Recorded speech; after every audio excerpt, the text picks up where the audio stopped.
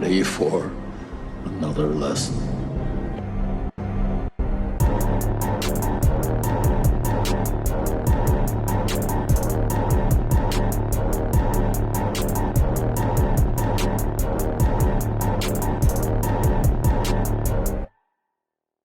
What's up, everybody? Welcome back to Back Row Banter, your favorite casual movie talk podcast. I am one of your hosts, Adam Schwartz, and on today's episode, in the news, it's a light news week, but we do have a small update on the Gran Turismo movie that we announced, or that was announced. We did not announce it. That was announced not too long ago.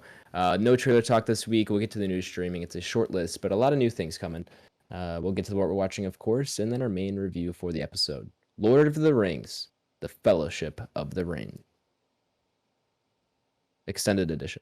Oh my god. But before we get to any of that, we are joined today, of course, by Nathaniel the Nefarious. Nathaniel Gingrich.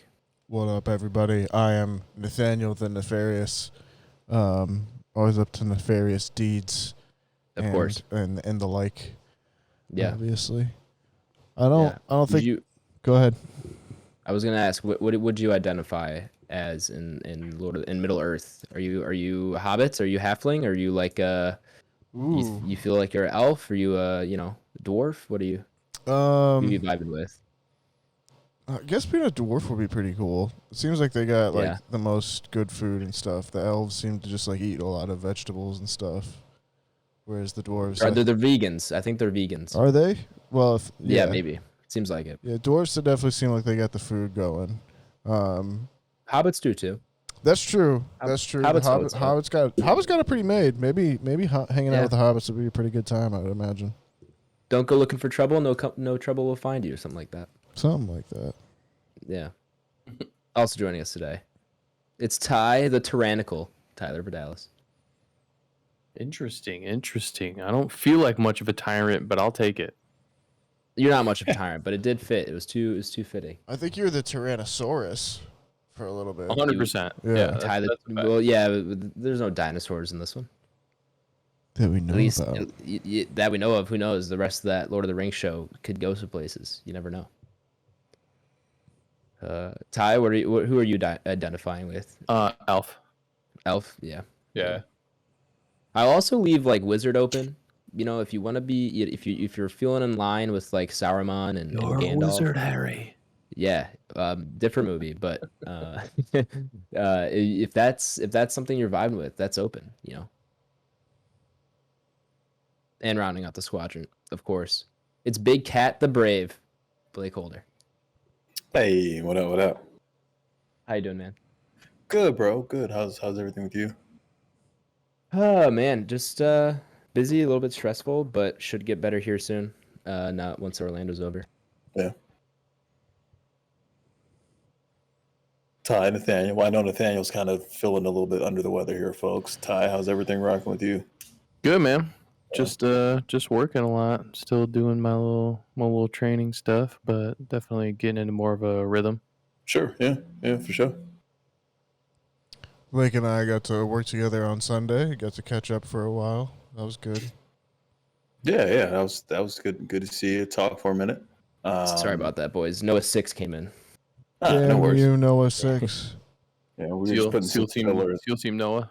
Yeah, just putting some filler in there while you were gone. Appreciate it.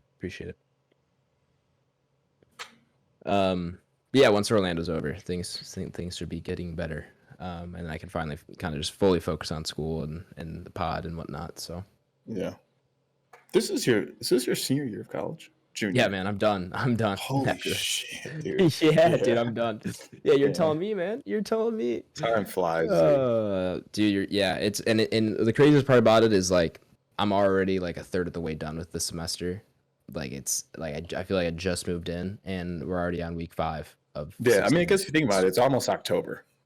Yeah, and we're almost done with 2022, which is also. I was going to say, yeah, it's almost October, which is almost the end of the year. Which means we're 10 months into the year, and I feel like time goes faster. I said this analogy with, I forgot who I was with, but I was talking to someone, and time when you're younger is you're trying to put your foot on the pedal, you're trying to get older, you want to be older, you don't want to be young, and you want to kind of grow up, and then the second you hit 18, 19, 20, Yeah. you're like pushing your foot on the brake. You're like, wait a second. How'd I get here? But then the car just keeps accelerating. Like no matter how hard you press that brake or you pull the emergency brake or whatever, like it will not stop. You're just going to keep going faster and faster. Yeah. It's scary. I think me and Nathaniel may even had a conversation on this on Sunday, but we were just kind of mentioning like where it seems like the years go by faster the more relative time you've been on Earth, right? Just because you have an idea of time and how it works.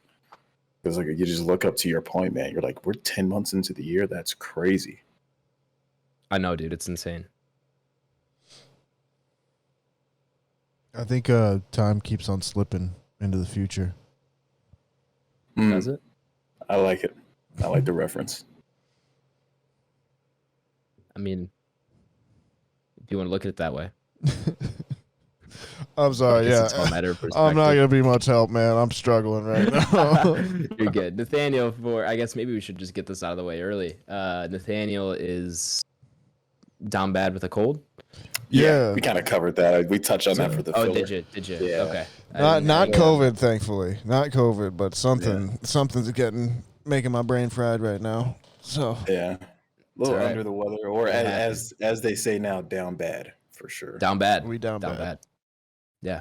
My I texted my brother the other day. We were texting. I was getting him some ordering him some accessories for his new phone, and I forgot what he said exactly, but I said bet, like, you know, I think he said he was like, just sent the Venmo, and I think, Nathaniel, are you here or did you just turn off your camera? I'm here. I'm just rearranging the mic for a second. Oh, okay. Usually that is what your screen goes to before you disconnect. So I was just making sure. Sorry, yeah. I'll let you know. But I was texting him. He was like, just sent the Venmo over. I was like, oh, bet. He goes, what did he say? He goes, no cap. I was like, that's not how that works. That's not how that works. And the funny part about it is that he's 25. Like he's not super old. He's barely above my generation. He's kind of, I mean, he's 96, I believe. So it's just like, I mean, that's basically my generation. I'm 95. I know, but it's just like he should be way more in touch with things than he is, because I know people his age, or if I said stuff like that to you guys, like you guys would not respond that way, but he acts like he's 30, 36, 40. I'm like, what? You're not that out of touch. What is going on? That's funny as hell. Anyway, let's get into the news here, guys. Of course, not a big news week. The last couple weeks haven't been a big news week. It's slowing down a little bit. But I'll take these lighter weeks while I can get them, because there's always those weeks where it's like 6 things happen at once, and we're kind of pushing news pretty quickly. But here we go. David Harbour is set to star in the Gran Turismo movie that is currently in production at Sony and PlayStation. This is going to be a Neil Blomkamp, who of course did District 9. And it's written by Jason Hall, who did American Sniper, and Zach Balin, who did King Richard. And now David Harbour is on the project as well. They're trying to get that guy a franchise by hook or by crook, aren't they? Yeah. They are. They flopped a little bit with Hellboy. That well, I guess he's not work out technically in the well. Marvel universe still too, isn't he? As Red Guardian. He is Red Guardian in the MCU. It's unfortunate because I love David Harbour, but it doesn't seem like he can stick outside of Stranger Things all that well. But he's like really still, even in MCU, he's really good. But I don't know if this is really the route to get him to like a, A-list actor, or someone outside of Stranger Things that can be identified outside of that. This seems like I feel like we see this a lot where it's like kind of like these B-tier actors almost that are like get really well known for one role and can't really break out into like a mainstream thing. Sure. Or not mainstream is not necessarily what I'm looking for, but like Superstar anything level. outside of like kind of just character roles or like a Godzilla movie, something like that, where it's just kind of like, oh, I identify this, I can identify this person from this, Right. and so I'm gonna put him in there, rather than he's like actively getting roles that kind of elevate his status a little bit. I'll be interested also in this just from its directing standpoint too, from Neil Blomkamp as well. Sure. Yeah. It's just this doesn't change anything for how I feel about this movie.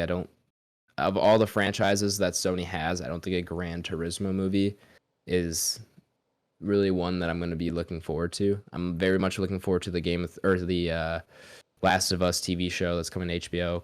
Uncharted was decent. I wouldn't be mad at a sequel. And I think they have got a couple other projects that are kind of being worked on. But like of all of the properties they have, Gran Turismo isn't really one where I'm like, oh, I need a Gran Turismo movie, because at the end of the day, it's just going to be a car movie, and it seems like it's going to have some video game themes. Like, I don't know.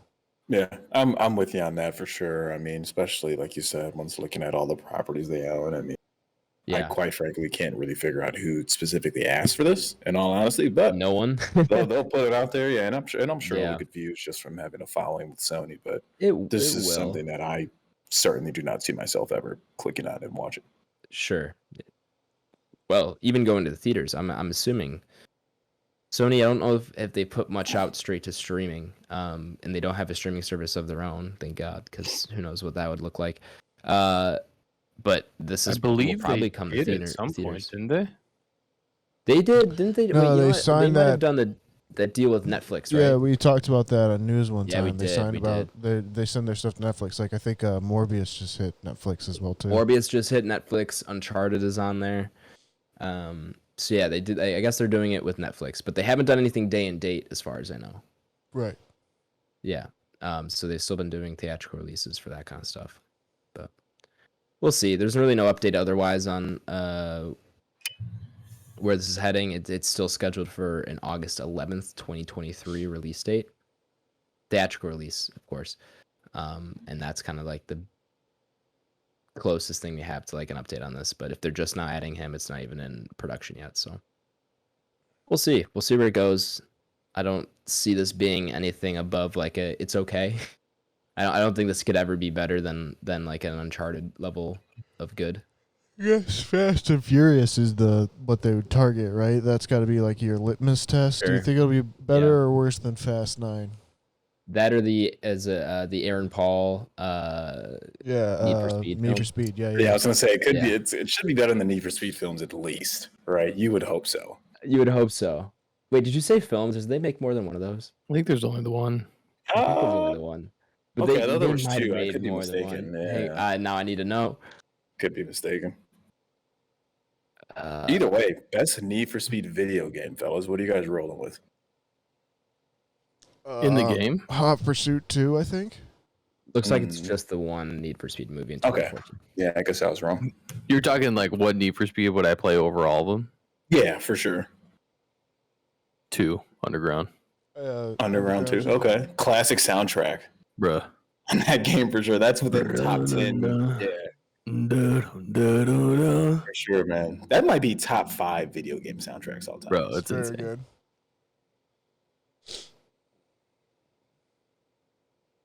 What else is in the news, Adam? That's pretty much it. The only other thing I put in there, I mean, of course, we have the subjective streaming list, but I did put it subjectively into the news. Roger Federer is retiring from professional tennis. I did see. Yeah, I saw that scroll across ESPN. I was watching. Yeah. Keyshawn, J. Will, and Max. The GOAT, man. Yeah. I was GOAT. like, wow, didn't expect that at all. I don't think a lot. I mean, it wasn't completely unexpected. We knew he was on his way out. Because he didn't play in the last. He hasn't played in over a year. What's the term I'm saying? Not match. Tournament is probably the correct word. Grand Slam, which is the G word I was looking for. It was Grand Slam. It was the G word I was looking for last week or the week before. Yeah. But yeah, he hasn't played in a Grand Slam tournament since Wimbledon in 2021, so July of 2021. So it's been over a year, and he's had like 3 knee surgeries in the past 2 years, and so it's just, I think eventually, and he's only been getting older as he's been kind of trying to recover. Getting up there in age as well. Yeah, and I was really hoping to see him compete at least for maybe another like year if he can get another 4 Grand Slams in, but I think it was just too much for him, and obviously I think he's the most well-paid athlete in the world. Like I think he's the highest paid athlete there is. When you kind of look at his tournament winnings and his brand deals, he's very, very wealthy. So I don't think he's really worried about that. Obviously, he's had quite the career, so it's not like he needs to really prove himself more. The only thing is that Djokovic has passed him, and Nadal I think has as well. I think they've both passed him at 20 Grand Slam titles. So or actually maybe he's tied with Djokovic now, and I think Nadal has 21 or 22. But anyway, yeah, I was hoping to see him compete one last time because he is kind of my favorite player to watch. But I guess not. He's got like one more tournament at the Laver Cup, which is like a cup or a tournament that he puts on with his management team, basically, and that's going to be his last time Farewell playing. tour. Yeah, kind of. One of the greats. Yeah, it just sucks because we haven't seen him play in a year and a half, and we didn't know that was going to be his last Grand Slam, and it was just like would have been nice to have what Serena had, which is like one final send off. For sure, yeah. The next tournament isn't until the Australian Open all the way in January, so it's like, to wait another 3 months and to train for another 3 months when you're already kind of like, I'm done, would be probably pretty tough to do.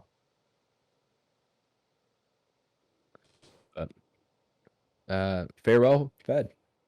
King Fed. How soon until the biopic comes out? I think it'll be it's either going to be a biopic. It's going to be a biopic. There's going to be either actually it could be all three of these, honestly. There's going to be a biopic probably. There's going to be a Last Dance style doc, guaranteed. Then there's going to be a Nadal Fed versus movie like they did with I think it's Borg and McEnroe. No, not I don't know if it was McEnroe or not. But anyway, they're going to do one of those head-to-head movies about their clashes at Wimbledon because they've had some insane finals there. Or there was one, I think it was 2008 or 2011, somewhere around there. That was like legendary. And then they'll probably do one of like the Big Four, a doc on the Big Four, which is him, Fed, Nadal, Djokovic, and Murray, who all competed at the same time for a couple years. Sure. And we're all like, it was like you go into a Grand Slam, one of those four is winning guaranteed. Like no one else is gonna come close. It's like 100% one of those four people for like almost a decade. Right, it was like right. it was one of those four. So yeah, there'll be a doc there, kind of on this era of tennis for sure. How soon though? 5 years bare minimum. Maybe sooner. 3 years. I don't know. I don't think he's like super old, like old enough where people have forgotten him and then like are gonna want to see a doc. I think you got to give it like 5 to 10 years. Yeah, you gotta give it some time for sure. Yeah, like look how just a long little it bit. took to get The Last Dance out. Yeah, Right. 20, I guess, yeah. 25 years. I guess I think like the King Richard Serena one was like obviously earlier this year. They weren't That's quite true. done yet. Yeah, they actually both came on the tour around the same time, late 90s. They're both around the same age right now too, I think. So would make sense for something like that to happen. Although I just think that they are as big of a figure as Roger Federer is. That I think those Williams sisters kind of transcend tennis more, Sure. where they are figures for outside of the sure. sport.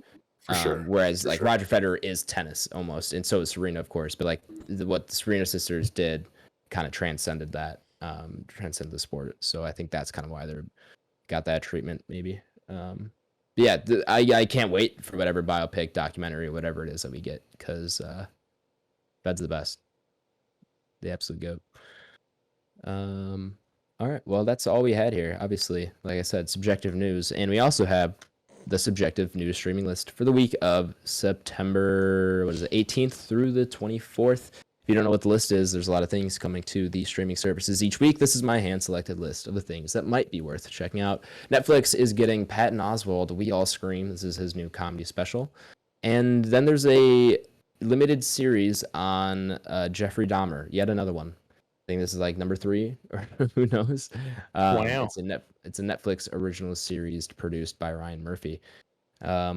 I don't know. A lot of people seem to be into this kind of stuff. There's always these like murder or serial killer biopics or movies or whatnot, and so this is another one. Amazon Prime isn't getting anything. Hulu is getting Abbott Elementary season 2 premiere. So Blake, if you're interested, you got that coming. And Atlanta season 4. And Atlanta season 4. HBO Max is not getting much, and then Disney Plus is getting Star Wars Andor episodes 1, 2, and 3. Which looks decent. I'm kind of excited with the Orlando ending. I'm gonna catch up on Game of Thrones, of course, and this I'll probably try to keep up week to week with. because it looks pretty good. And I think this is like a 12 episode show instead of their standard 6 or 8 that they've been doing.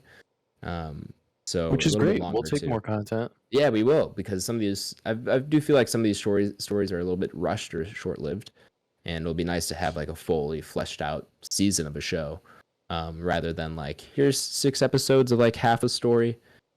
I know you want more, but like here it is. You know, kind of like when you get like it's kind of like a 5-hour energy. You know, like you wanted a lot of caffeine. You wanted Sure. like that venti. You wanted that venti cold brew, but instead you you're like, I crash just gotta get hard. something quick. Yeah, and then you just pop a 5-hour energy. They're like, here you go, and you know, every 3 months we have another one.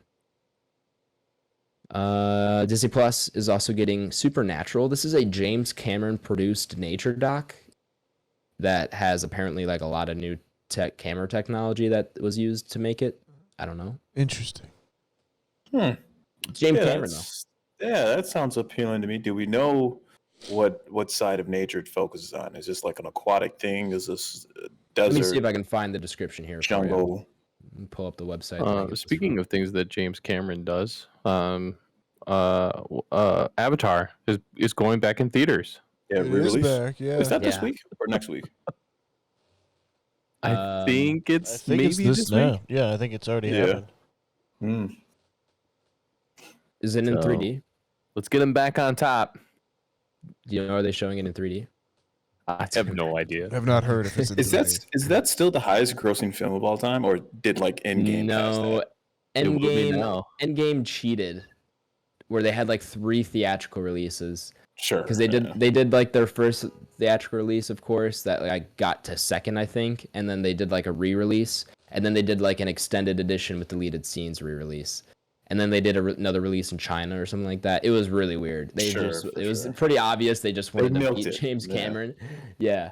So they milked the shit out of that. Supernatural, executive produced by James Cameron and narrated by Academy Award nominated and BAFTA award winning actor Benedict Cumberbatch.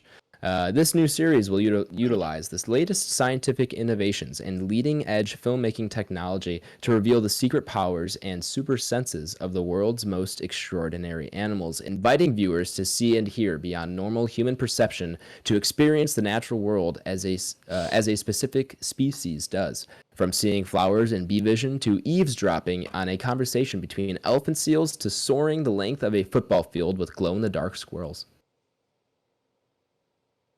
I'm sold on squirrels. Glow in the dark squirrels? Yeah, That's what they said. I'm sold on squirrels. Did I ever tell you guys that the last apartment I had, I used to feed the squirrels in my patio every day. Then I was able to feed the squirrel by hand. It took like 8 months of feeding. Yeah, That's hilarious. crazy. Yeah, I was like, let me see. I wonder how long it'll That take does for this. not surprise me at all, and that's hilarious. Yeah, it was cool, man. So Did you I've name had no, because I couldn't tell if it was the same squirrel. It was like really hard to tell the difference between them. You got to like pay attention to Yeah. like the direction, like their ears and like how bushy their tails are and stuff. So I couldn't even tell you if it was the same squirrel every time. But nonetheless, it was like consistent every day. I was like putting like these nuts out, cashews, peanuts, whatever it is, fruit, and then like finally I was able to like feed one by hand. It was awesome. That's gotta be pretty rewarding. Oh yeah, top 3 And I- moments of my life. Yeah. Yeah. When I lived at my fraternity house, we have like a forest preserve in our backyard, like kind of behind our backyard. Mhm. And so like deer always would come into our backyard. And my goal while I lived there, I never really did much to act upon it, was to try and feed the deer by hand. By hand, yeah. And eventually get there. And we only ever fed the deer like once, and like we just didn't do it consistently enough to get them to trust them. But since they like live in the city and they're around people all the time, like they would get pretty close to you. For So sure. it's not like yeah. you know they were super scared, but so it was possible if I had dedicated myself. But I also didn't feel like just sitting in my backyard for 6 hours a day waiting to see. them For come by. sure, wait for a deer to But walk. they would, yeah, because they would come by quite a few times a week. So it's like you would see them often, but Hmm. it wasn't worth it. That's not it for the new to streaming list. She-Hulk episode 6, I believe, is the finale. Should be up tomorrow. Yeah, that's it. If none of that interests you, maybe we can make some recommendations for you. What have you folks been watching? Let's kick it off with Tyler Vidalis. You want to know what I've been watching? Maybe, if you care to share. I'll share. It's not a lot. Been pretty busy this week. Most of my content has actually been consumed on my phone, but I did get to House of Dragons, which has just been great for me. I thoroughly enjoy it, and they got me captured right now, so I'm cool with it. Anybody else watching that? I did watch episode 2. I'm not caught up, but I'm getting caught up. I have not. I am caught up. What do you think it so far? Yeah, it's good. It's hard for. I watched Sunday's episode today, and obviously, like I said, I've been kind of a little bit sick, so I don't feel like it maybe sunk in as much as it could have, because a lot of other people had pretty positive feedback on this week's episode. I thought it was all right, but again, I feel like I might have not appreciated it as much as everyone else has. But yeah, it's been good so far. I'm enjoying it. Cool. Yeah, I agree. I don't know. I kind of felt like this week's episode had a lot of info, but it was a little lackluster. But I thought, either way, I thought it was still. They can't all be bangers. No, and I don't need them to be, because the information usually alludes or is going to produce a banger at some point. So I'm cool with it. Correct. I got to a couple older movies, not like super old, but like it's been a minute. Excuse me, I had to burp. Anyways, one of them is a Justin Timberlake classic, In Time. Oh yes, I remember In Time, which isn't terrible. Definitely a classic. It's not like the best movie in the world, but it's a cool concept. It's not bad. That's when they were trying to make Justin Timberlake like an action star for a while. He, as far as I remember, he was okay in that. Believable. I'd let him do more things. And then I got to a Seth Rogen classic, The Green Hornet. Oh my God. Out of left field. I haven't thought about that movie in years. I think I saw that movie in theaters and have not seen it since. If I remember right, Christoph Waltz has a double barrel gun. Yeah, it's like a double barrel like Desert Eagle. It's fucking massive. That can like go in different directions, right? Like it like splits like a Y and will like it can. Yeah. But yeah, you don't see that until later. Yeah, Bloodnofsky. And he kills James Franco in like the first like 10 minutes. That sounds about right. They're always threatening to bring that one back, I think. I can't remember who has the rights now, but yeah, that was an interesting. Sick. And honestly, this movie's not terrible. It's definitely watchable. And Kato's fucking dope. Yeah, I remember thinking he was pretty great in that. Wasn't Cameron Diaz the love interest too? She is. I forgot about that, and I will say, I think she's too big for that movie. I think if they brought somebody in that wasn't very well known, it might have landed a little bit. Because like, come on, she's not believable in that position, so I just didn't care for it. Fair enough. And then I also got to Rings of Power, which has just been. I love it. Is that the Lord of the Rings TV show? Yeah. Okay. That's on Prime, right? Correct. How is it? I love it, man. It's got really, really good info. I like the fact that it's always anything that has like this much fandom behind it.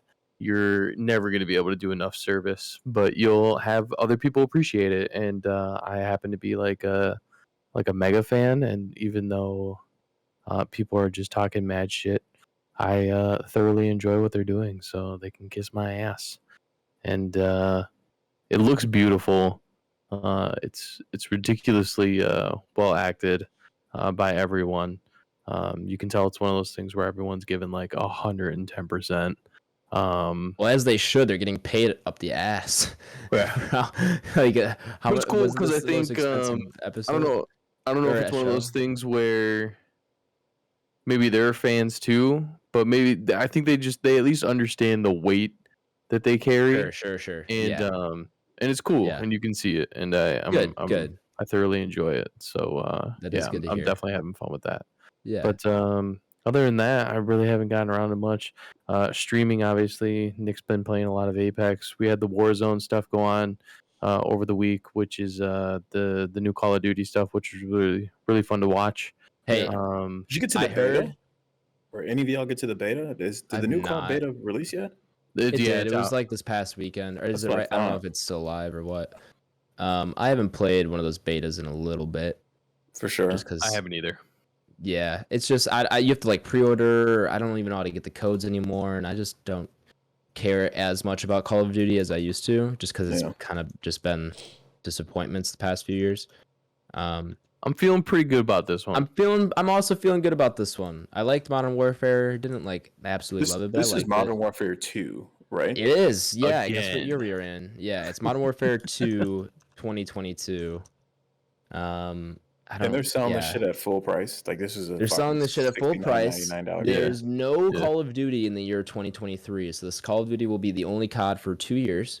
I believe they announced that to support year 2 of this game, they are releasing every single Modern Warfare 2 map remastered into including this game. DLC. Yeah, so yes, like all of I think including the DLC from that game. So like Terminal and Yeah, and, that might be High pretty Rise cool. and stuff. So like those maps will get put into the game. Now that is kind of cool, but also like I think it's dumb that they're just re-releasing. They're saying it's Modern Warfare 2. I think it's so price too is absurd. stupid, and like whoever's idea that is just annoying as hell. But whatever, it's not really that. Big I mean, deal at the end of the day. it's our fault. I was like, the consumers buying it. It's so they're it's just like fucking give it to 'em, the more that we buy this shit, the more they're just gonna pump out the same shit. for sure. Yeah, So- vote with your wallets, Yep. Yeah. and I'm still gonna buy it. So fuck me, I guess. Yep. Yeah. Yeah, I'm not buying that. Yeah. Fuck Call of Duty. No. Yeah. You're a better man than I, Blake. You're a better man than I. Yeah. But anyways, Adam, what have you been watching? I've got to a few things this week. So let me pull the notes back up here. Funny enough, I got to Donald Glover's comedy special from 2012. He only did one of them. This was kind of at the peak of his Community career, and it's just weird to watch today, like 10 years later, like to see where he is now as to where and who he was back then as like an entertainer, because he just that was like right when he started doing music. He was slowly transitioning out of Community towards music, and ever since then, Childish Gambino's kind of become his staple, and now he's gone back to acting with like Atlanta and other stuff. And the fact that he put out a comedy special just shows you how talented he is, that he can do all of this stuff and do it well. It's a good special, like it's funny, but it's just so much different humor than I was expecting, and a lot different humor than I feel like if he was to make a comedy special today, it would look nothing like this, because it was kind of like a lot of immature, like childish, like dick jokes and stuff like that. And it's just like, it was just weird seeing that, because I wasn't expecting it, considering who he is and like his kind of influence on and commentary through his music and whatnot on like America today. Like I was hoping for stuff like that, but I just don't think he was there yet as like an entertainer. Yeah, as a person. Yeah. So that was weird to watch, but it was still like, it was a good special overall. It was entertaining. Today I watched a documentary for my documentary class called Primary. We're getting into the direct cinema aspect of documentary, which is kind of just when you started just filming things rather than like it being kind of set up and staged, where they were able to have cameras that are a little bit more mobile, and so like they could just like go in and follow somebody with a camera, rather than you have to set up your camera and it's very staged almost. Even if you weren't trying to stage it, you had to stage the camera, you had this, in relation to what you're filming and stuff. But now this is like the first film released where they could put the camera on their shoulder, follow somebody around, be in a room with someone, and have dynamic camera movement, and also the audio was synced for the first time, where like the camera had a microphone on it, and so you didn't have to worry about recording with a separate audio recording device, which you had to do before. So with this movie, it's primary is about the Democratic primary in Wisconsin, specifically between Jack Kennedy and Hubert Humphrey in 1960, the election of 1960, which was a very important election for a number of reasons.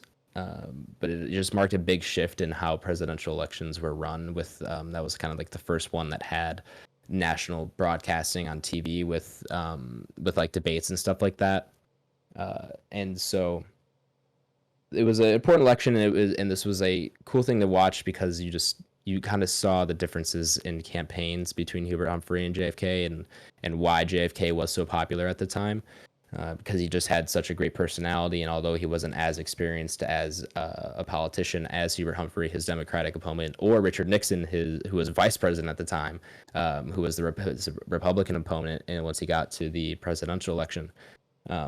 Like he had a charisma about him, and he had, great personality, great way of presenting himself, and that went such a long way. And you really see that in this documentary, where like he's just so personable with the people that he meets, and like it's like a celebrity is there when he's going to greet people, and that wasn't really something that was normal before 1960. Like your presidential candidate was it was very formal, but like he kind of turned it into this almost celebrity game.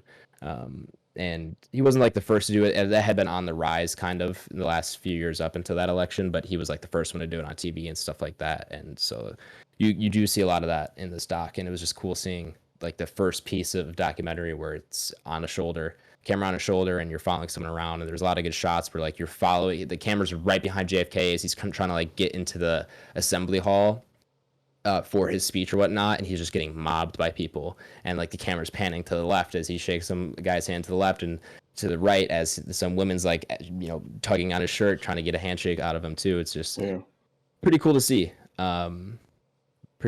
So I really enjoyed that. It's on HBO Max. It's only like an hour long, and it's kind of just cool seeing like a piece of history like that, both for film and for U.S. politics and U.S. history. So definitely cool. Maybe worth a watch if you're interested, but maybe not for everybody either. And then the other thing I got to was House of the Dragon, episode 2. Slowly but surely catching up to that. We'll be caught up relatively soon. Hopefully sometime next week I can get fully caught up. But I like it. Episode 2 was good. I know I'm behind, but it was good. I'm on board still.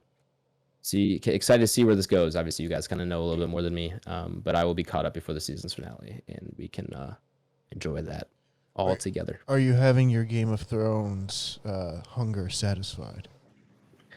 No, I don't think anything can. I've just kind of accepted. I don't think I'll ever get that little level of like excitement out of Game of Thrones. But it is good. Like it's still entertaining. I still like being back in Westeros and whatnot. But I don't think another show like this will capture what that original one had, and I just think it's because it was like the original one. It's hard to kind of top that. But I'm getting my fill in the sense that like it is nice to go back there, and it's still entertaining and stuff. But nothing will be quite as good as that original one. Are you not entertained? That's Gladiator, but close enough, I guess. I'm aware of what it's from. Okay, just making sure we're on the same page. Blake, what have you been watching, my man? Yeah, so I didn't get to much this past week, but got to a few things. One, just kind of kick it off, I rewatched Ex Machina because they had physical copies of that at the store. I maybe bought them maybe 2 weeks ago. So I remember. Did you buy it when I told you about it? It was maybe a few weeks after that, where like I like walked down the aisle and they still had it. There was one left. I was like, well, shit, I gotta buy it. Yeah. So I ended up buying it and just put the digital code in the other day and then finally rewatched the physical. That may be my favorite sci-fi movie of the past like decade, fellas. It's good, man. Yeah, it's good. Yeah, and that says a lot because I love like Blade Runner 2049. I love Arrival. Mm-hmm. Yeah, that movie's awesome, dude. So I think that's gonna end up pushing up very high in my personal rankings. So nonetheless, rewatched that. Another film I rewatched was *Malignant*, and that was the first time since I saw it in theaters. So rewatched that. Just kind of wanted something kind of I'd say lighthearted, but that sounds so wrong. But like not like a heavy horror movie, you know what I mean? In terms of like just something That to kind of movie have is on. so far from lighthearted. I know, but I just needed something kind of light that like wasn't I super got like you. grim I got and you, things of but that nature. it's just funny that you Yeah, with lighthearted.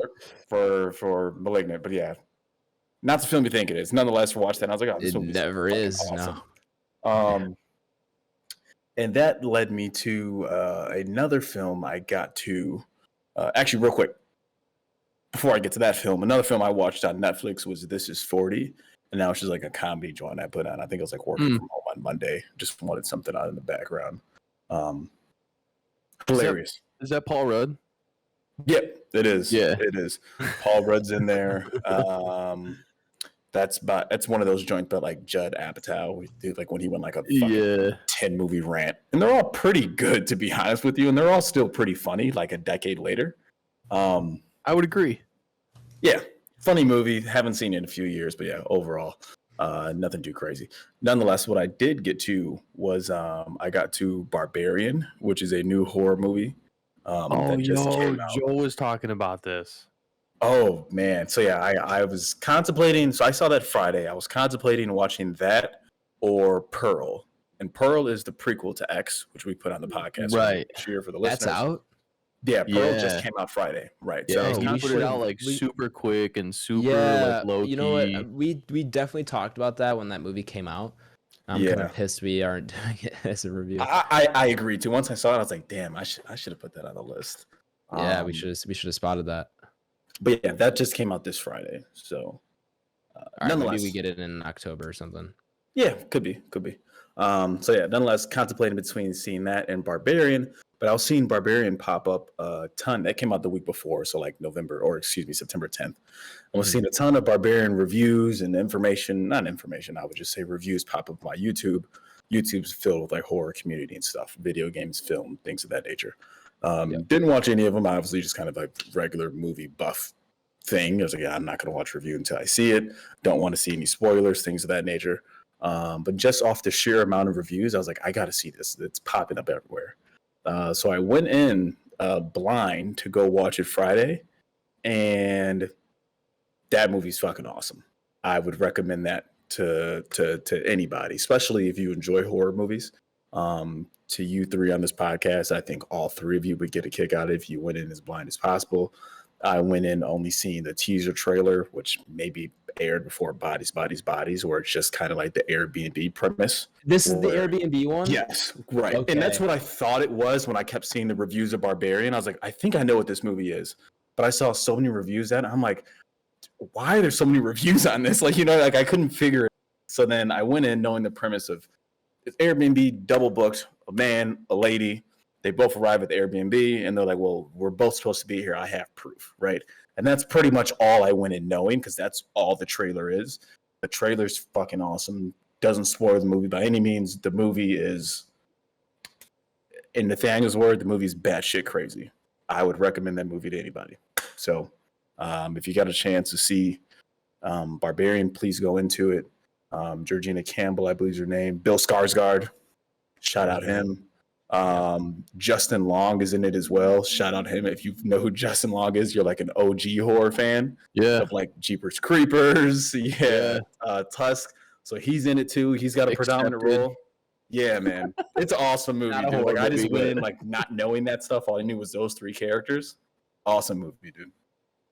Yeah, Joe was telling me about this, and he was like, "Have you seen it?" He's like, "I've heard it's scary as fuck," and he's like, "I'm never gonna watch it." He's like, but he's like, "If you go see it, let me know."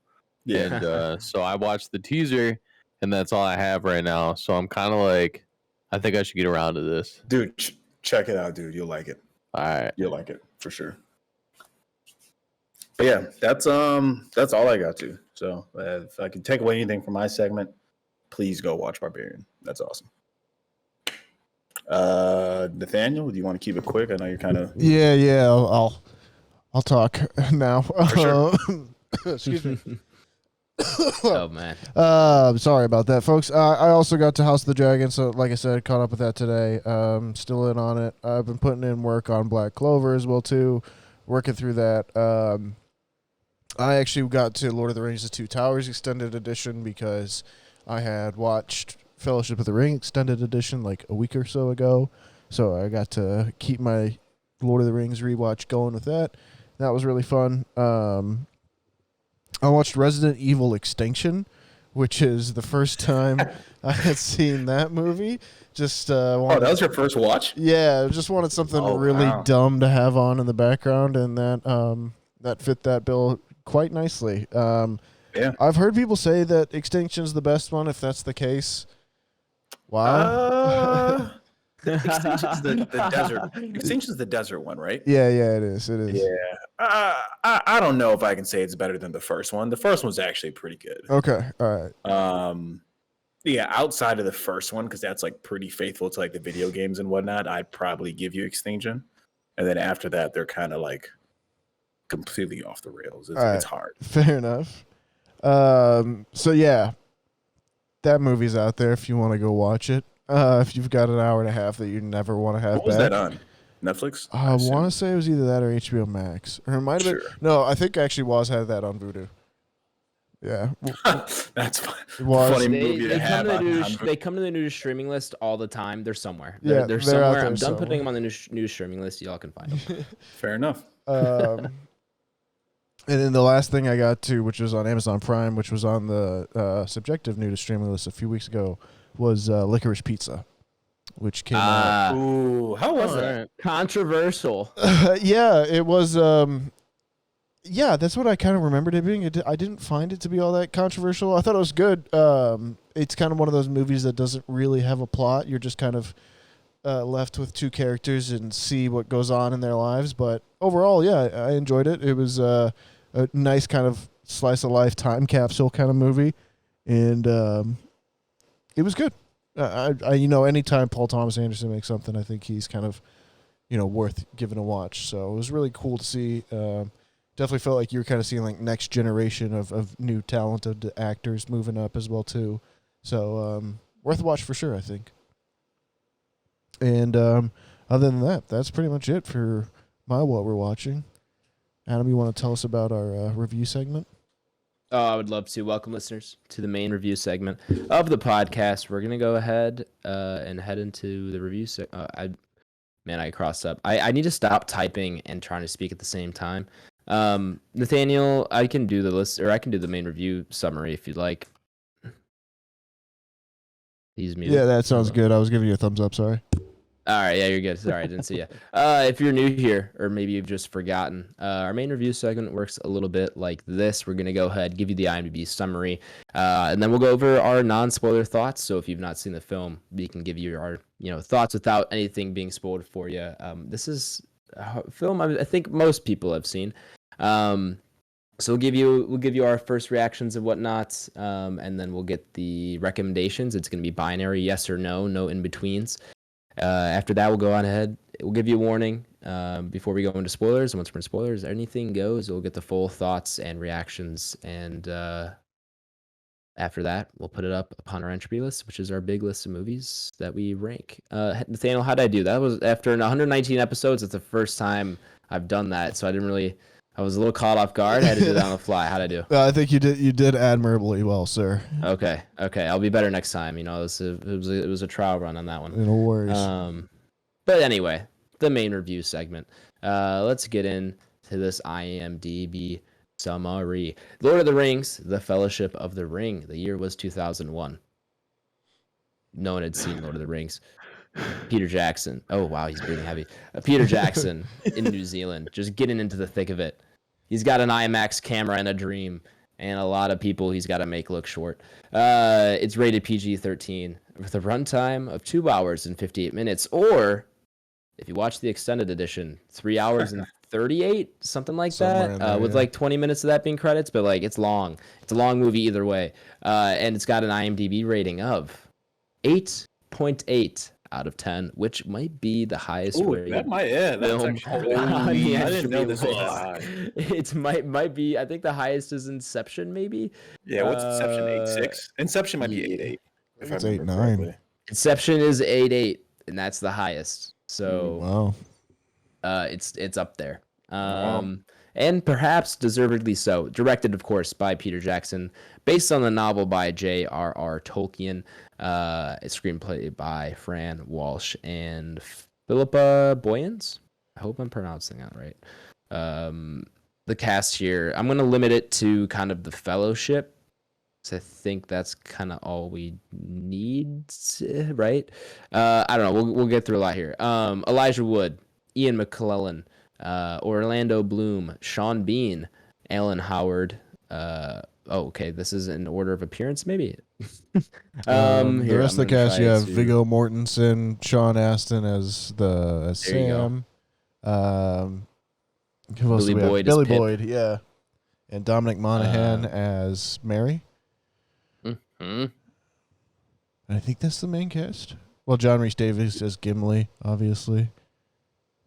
Yeah, Ian Holm as Bilbo.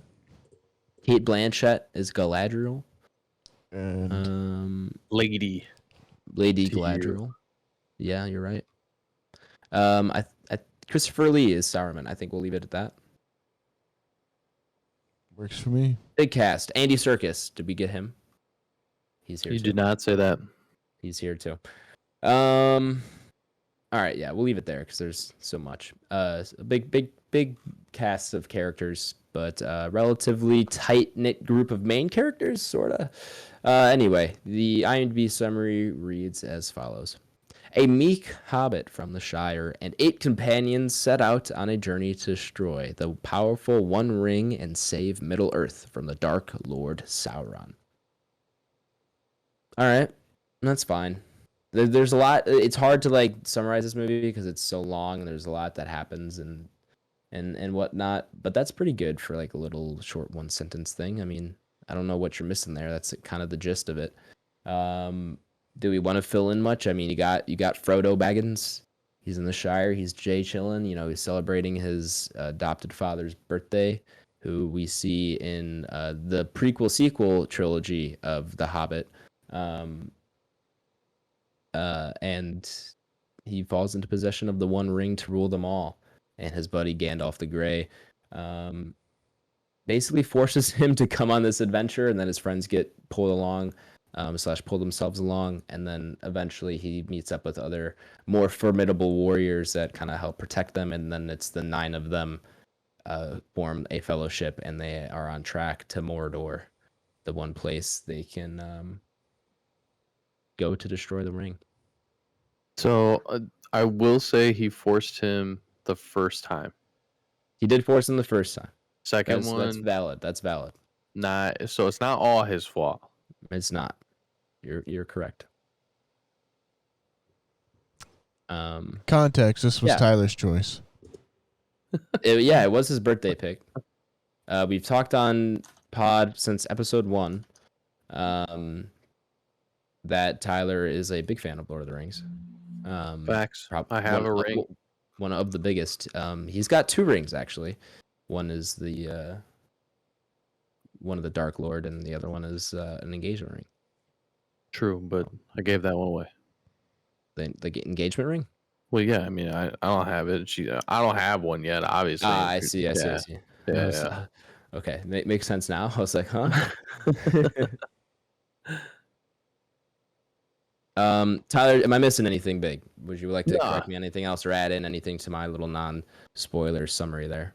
No, and I'll just kind of go into how I feel about the movie. But go ahead. Is this your first time watching?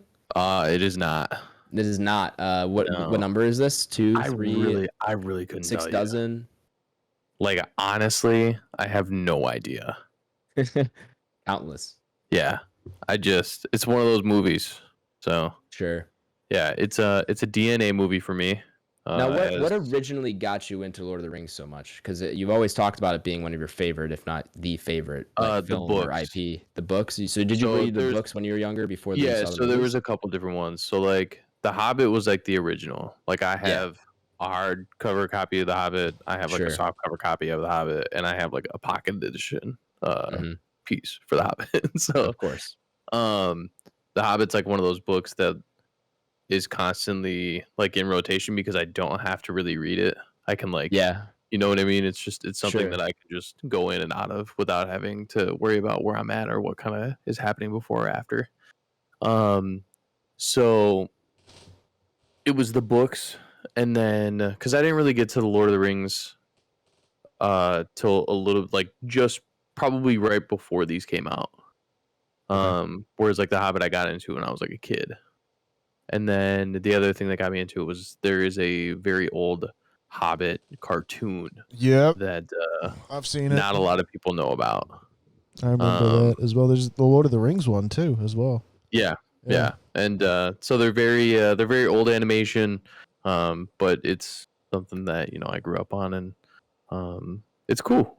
It's like it's like Dungeons and Dragons in like cartoon form, like for like a super young kid. Okay. I like that. This is also like, I feel it's like the OG fantasy story. Like this was written in what, like 1910, the original Hobbit? 30s, I want to say. 1930? Okay, yeah. 30 sounds right, yeah. Which like I mean obviously you have like your classics like Shakespeare and all those epic legends like, the Odyssey, whatnot, sure. But those are like, Greek myths or whatnot. I feel like this is like the first one that like just created an entire new kind of imaginary universe that like a lot of, look at Game of Thrones, like a lot of fantasy things that have followed, stories that have followed, like kind of mirror this. Like I don't think there's this much this shit's before deep. this. Yeah. This is like a well-rooted tree. It is, yeah. I mean, this is like the first like true like world building, like you have entire different like races with their own culture and background and stuff that's ingrained into this not only this movie, especially the book, because I've only dabbled in the book and it gets really deep, right? So it's just impressive to see, and like this does set the ground quite a bit as far as like storytelling goes for everything that come after it, really. A ton of stuff. But yeah. It's a staple for sure in the fantasy world, and I think that's why it catches. Like people who know it don't want to branch off too much from what it already is. Sure. It's going to be one of those things that if it ever does get like remade, it's just going to be fucking like all hell breaks loose. It doesn't need to be though. Like I don't think it does either, but I'm just saying, like, we're obviously on that path for a lot of things. So, even like in another 40 years from now, if it's ever touched again, it'll still be one of those things. It's just like blasphemy to touch. Yeah, but I could definitely see that happening. Yeah, but this is like a movie that I'm very passionate about. Just all these together, but this is probably my favorite one. So this is your favorite one of like all 6 of them? Yeah. It's like what gets you started. Like I still get chills when I hear like Shire music. And like it's like one of those things like you taste something that like maybe your mom made you when you were like 5 and you taste it again when you're like 25 and it like takes you back to like that moment. It's like that. It's like those deep-seated memories that I have with like my brother, my dad, my uncle. Like my Uncle Dave's like one of like the greatest real life storytellers I've ever come in encounter with. Like we would always be sitting around fires like as kids, and Uncle Dave would be like telling us a story, and it's just like made up shit, and it was awesome. So being able to share that kind of stuff with him, and him also sharing this kind of love for fantasy was just like always like one of the best things as a kid. Yeah, sure. So I'm sure like movies. Go ahead. I was gonna say, I'm sure like for Nathaniel, he hears Jurassic Park. For me, I hear Back to the Future. I'm sure Blake's got that movie where it just kind of takes you back a little bit. Yeah, for sure. When you hear that soundtrack, Yeah. So I can talk forever, but this is obviously like my whatever viewing you want. But yeah, it's love at first sight. So you recommend? Yeah. For now. Okay. Change my mind. Change my mind. That'd be wild if I could, right? Yeah. Blake, have you seen these before? Dude, I have not. So this is your first time? Yeah. That's awesome. I mean, I've seen like clips of the movies, right? Yeah. But like I mean, the movie's fucking 4 hours long. I haven't seen it. You know what I mean? So yeah, it was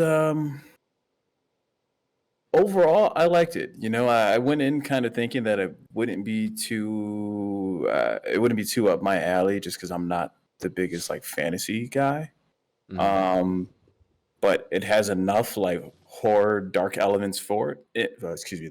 The film has enough horror or like dark elements and themes in it for me that I'm okay to sit through it. You know what I mean? I don't know if it's something that I'll be like, man, this is my favorite movie ever, and I'm going to rewatch 4 hours of this, right? But it's definitely enough for like me to watch it and be like, you know what? I may try to finish these. Now, I don't know if that means I'm going to try to finish them in the next week, right? I doubt that, but I'm sure at one point in time I will go ahead and watch.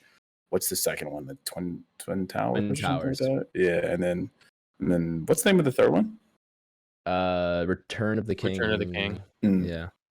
So yeah, I mean, the story in general and kind of like the thing with it was interesting. Where I was like, I do kind of want to see these like people like what they're gonna do with this ring. Yeah, man. Be able to destroy it, right? So like, I mean, I was kind of invested in that, but sure. I mean, just as far as kind of the horror themes that were kind of laced throughout the film, like that was enough for me to be like, yeah, you know what, I'm good with it. If this was PG, I don't think I'd feel the same way because I think they'd kind of have to throw some of that stuff out because it's not like very dark, but there are some darker themes in here, right? In terms of like, I already forgot that there's so many fucking names and there are characters in this, but like the people of like the black things and like the black horses, they're basically like, I don't know. Oh, the Wraiths. men of yeah. They're basically like, I don't know, like people's henchmen. But like they are really cool. So I really like them, right? And that's like the first maybe like hour and change of the movie. Is like they're like the primary bad guys, I guess, or primary antagonists. So yeah, it was cool, man. Overall, I like it. I'd recommend it. Cool. Yeah, I'm right there with you. Where like I haven't seen these movies in a while, but I've seen them a couple times when I was younger. So it wasn't like a first watch. I had to remember most of this, but like it was still fun going back to it. And even after, like you said, this is like a 3.5-hour movie. It ended, and I was like, shit, I'm ready to put on Twin Towers. And I didn't because it was like 1 a.m. But I was like, I wanted to put it on right then and just keep going, you know. And it does something. The way they end these and tie these three together, it does. When you watch them, if you watch them back to back to back, which is very hard to do, in close proximity to each other, I do feel like they create such one great long story arc over the 9 hours there is really. And it's really well done in that regard because you do kind of just want to keep going after this movie ends. They ended it in a very good spot. And you do care about these characters quite a bit by the end of it. And you don't know them at all. And the first hour like the first hour and a half is almost like just the first act of the entire story arc. Like there's so much exposition to be had and with like what the ring is and then where it is now and why and the whole sequence in the Shire takes a while. It takes a while for this movie kind of to get the ball rolling, like an hour and a half almost. But that's kind of necessary to just set up and kind of cruise through the rest of the 3 movies. Because once you get past that hour and a half of exposition where it kind of feels like nothing's happening, they're kind of just walking through. Like once the fellowship gets formed and they're on their way, like this movie gets going. And so and it kind of just takes off and it's really good from there. I love this movie. It's great. It's not nearly. I don't have nearly the connection to it or love for it as Tyler does, but I still like it. Which is okay. Yeah, not everything's for everybody, but this is definitely still really good. Still one of the best kind of fantasy things that there is because it's the OG. Is it better than Game of Thrones? I like Game of Thrones better, but this is obviously you wouldn't have Game of Thrones if you didn't have something like this. So I'm wise enough to recognize that for sure. And then, are the Hobbit films a part of this universe? So the Hobbit is basically, so when it comes to like the actual storyline, the Hobbit came first. Okay. But Lord of the Rings as a film as a trilogy got made first, and then the Hobbit came after. Those like 2010s, right? Yeah. Yeah. So the book The Hobbit was the original Lord of the Rings book. Like The Hobbit came first and it got really popular and it's not nearly as long as the other 3 and like people really liked the original The Hobbit, which is the story of Bilbo Baggins and how he gets the ring. And so then Tolkien went back and wrote these 3 books as a sequel to The Hobbit, but these 3 books were more popular than The Hobbit as far as I know, and obviously told a better story, or maybe Peter Jackson just had a better vision for them, so they just made these movies first, and then they went back and did The Hobbit. Okay. Does that sound right, Ty? That's how I understood it. Yeah. And The Hobbit does catch a lot of flack, like The a movies, lot. yeah. So they're not Blake, you're cutting You, in and you out. unplugged something. Nope, now you're on your laptop. The laptop might, yeah. You're good. Yeah, I think the tough thing with The Hobbit that they run into is like these 3 movies clearly follow 3 books, whereas they try to split 1 book into Right. 3 movies, Uh-huh. and it's just like it doesn't work the same. I think they should have done maybe. Oh, okay, Blake left that time. I thought it was Nathaniel. I think with The Hobbit, they could have just done a 2-parter, and I think that would have been much better. They didn't need another 3-parter like this one. Yeah, it as long as you can spend more time on them, because like obviously if it was made over the same amount of time and you take a movie out, I'm cool with it, because it took so long to make Lord of the Rings. Yeah. And you can see every tiny minuscule little detail. Yeah. And this obviously has flaws. So I think that's part of it. But as far as the storyline goes and like the characters and everybody that's in those, I love The Hobbit. The Hobbit's great. Yeah, they're still good. I don't think I've seen all 3 of them. None of them are bad. It's just like when you have to compare them to this one of the greatest trilogies of all time, it's obviously just not. It's going to be tough, you know. Facts. Yeah. Blake, are you back? Nope. Doesn't Still sound like can't his hear you. audio's back. Yeah. Nathaniel?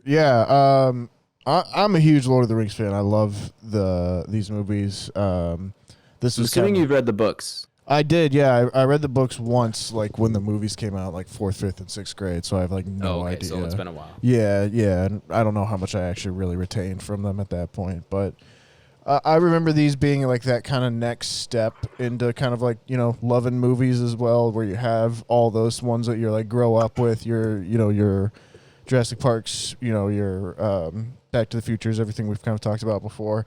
And then it was this movie and Harry Potter, I think, came out the same year. And it was kind of just like, oh, yeah, movies are the best.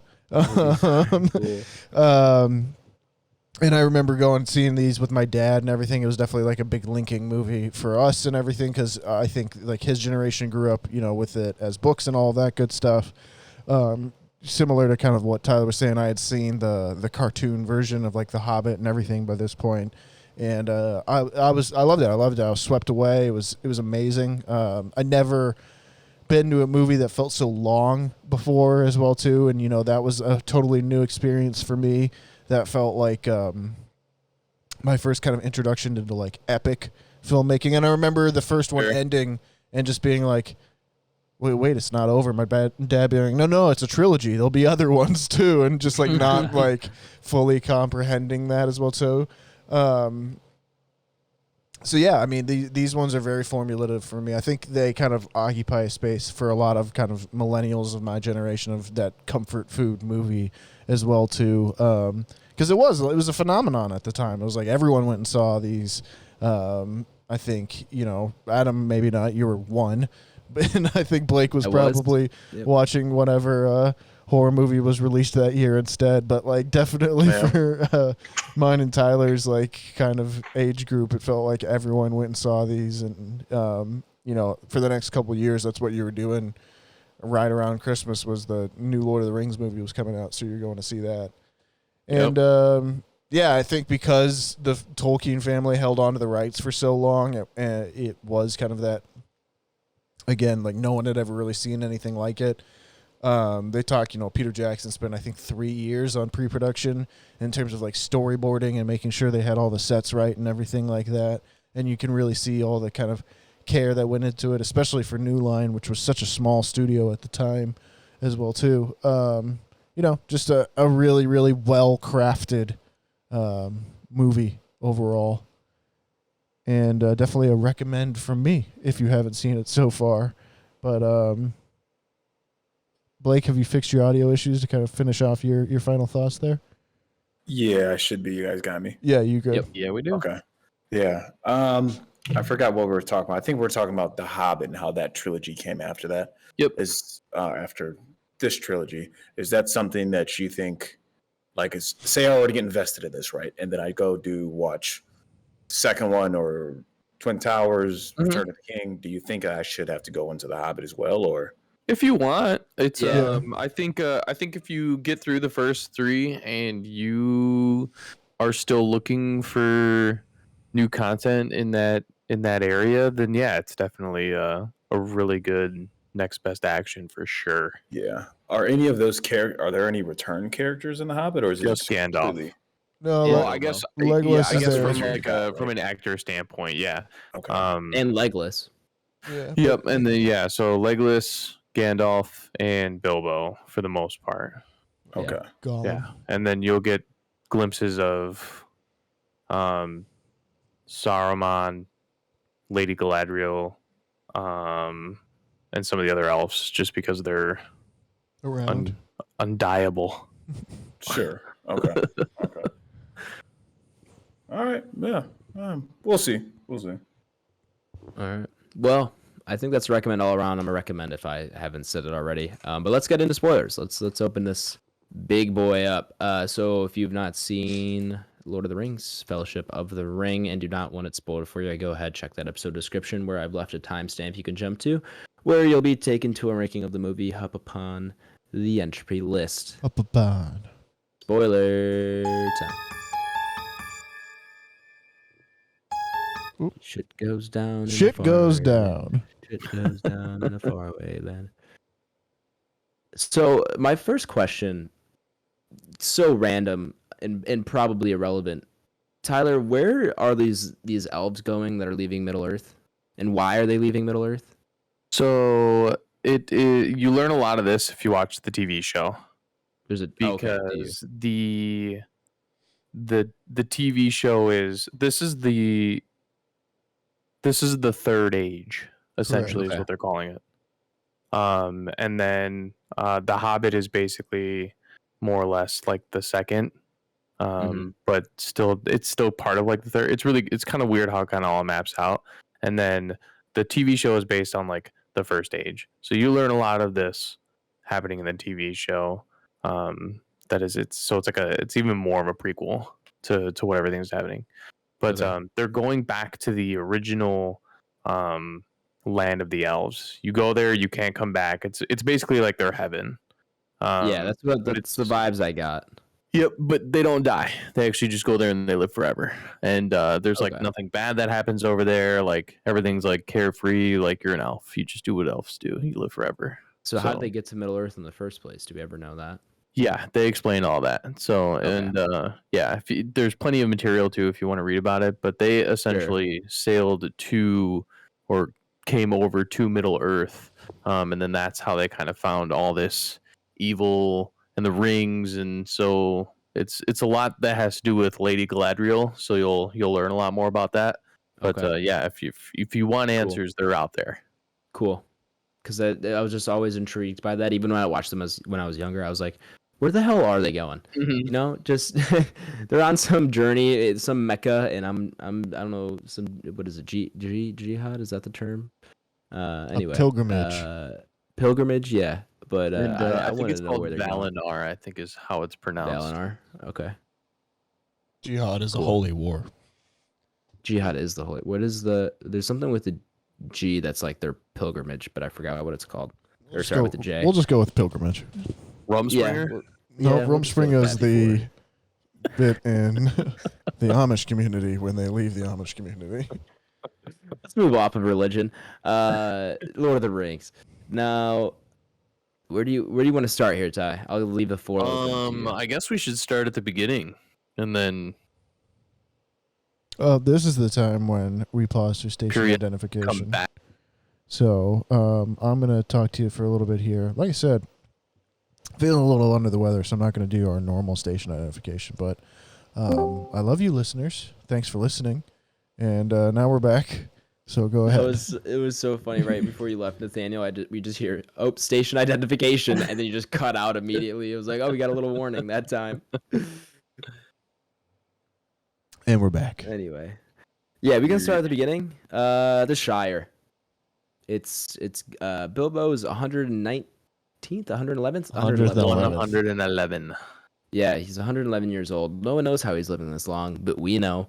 And then Gandalf is there to celebrate. He knows as well how he's that old, and he's like, "This gotta end." Hobbits live that long. It's just they look old.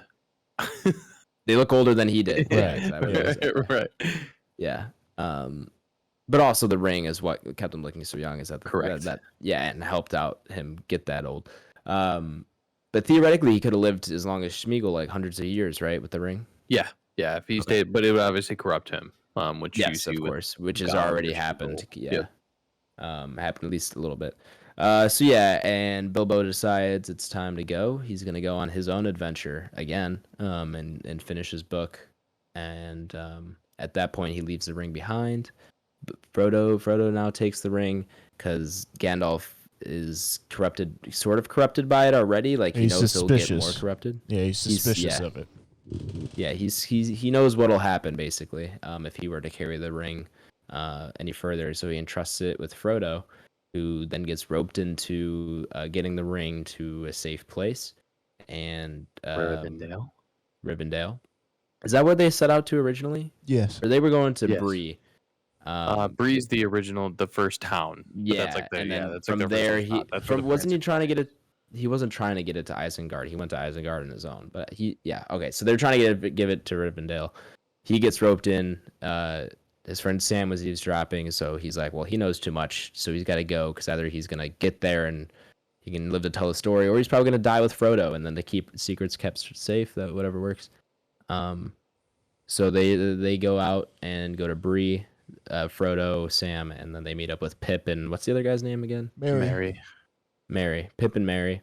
And the four of them finally get to Bree after kind of getting chased there a little bit. And they run into Strider, who, as a kid, dude, there's no one cooler than Strider, just sitting there in the corner. He's got a sword on. He's got a little pipe going. You see that, like, the little he burns the pipe and it like lights his face up. He's just kind of glaring at him, like, oh, what a badass, like, so cool. And also Strider, yeah, what a cool name. So of course they're like, oh, this guy is weird. And then at the bar, Frodo accidentally puts on the ring for the first time, which pings the location to the Wraiths, who are like, we know where he's at now. Strider then has to help them kind of escape the town. As they're escaping, they run into the elf. I forgot her name. It begins with like an A, right? Or no, it's an L. Arwen. Yeah. Arwen knows Strider somehow. There's some history there. You can tell. There's a lot of history there. Yeah. While they're in the woods, Frodo gets stabbed by a Morgul blade, meaning he's going to turn into a wraith as well if not treated. And so the elf,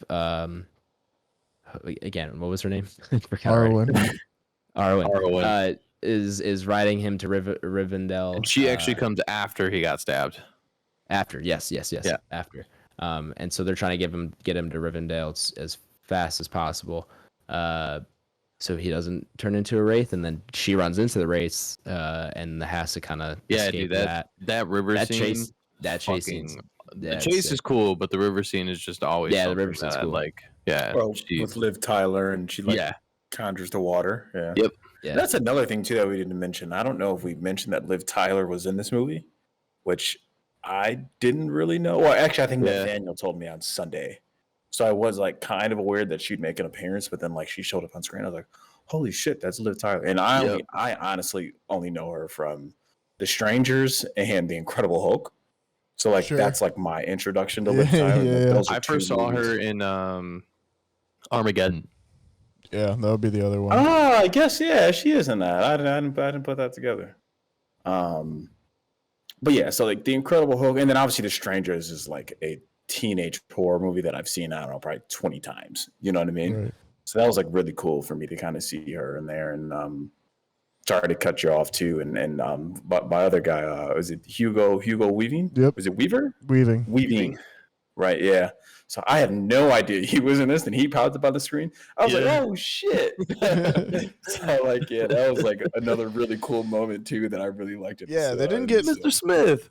Yeah, they didn't get necessarily very famous people, but they got like good actors. I feel For like sure. for Yeah, everyone for in sure. here. But yeah, they make it to Rivendell. Frodo's wounded, but he gets healed by the elves, and then they decide they're gonna go and destroy the ring, and The wing.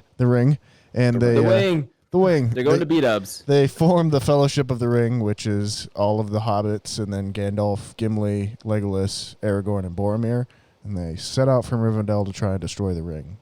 They get sidetracked in Moria. Gandalf takes a little bit of a hiatus there. Blake, I'm sure you saw that scene, but you had seen it 50 million times at work already. Yep. Yeah.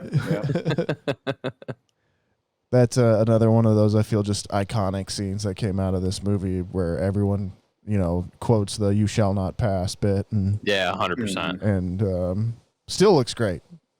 21 years later, 21 years later, I still think that holds up really, really well. Agreed. We did skip over Gandalf's little expedition to Isengard, where he gets That's true. it's revealed that Saruman, his like Betrayed them. Mentor.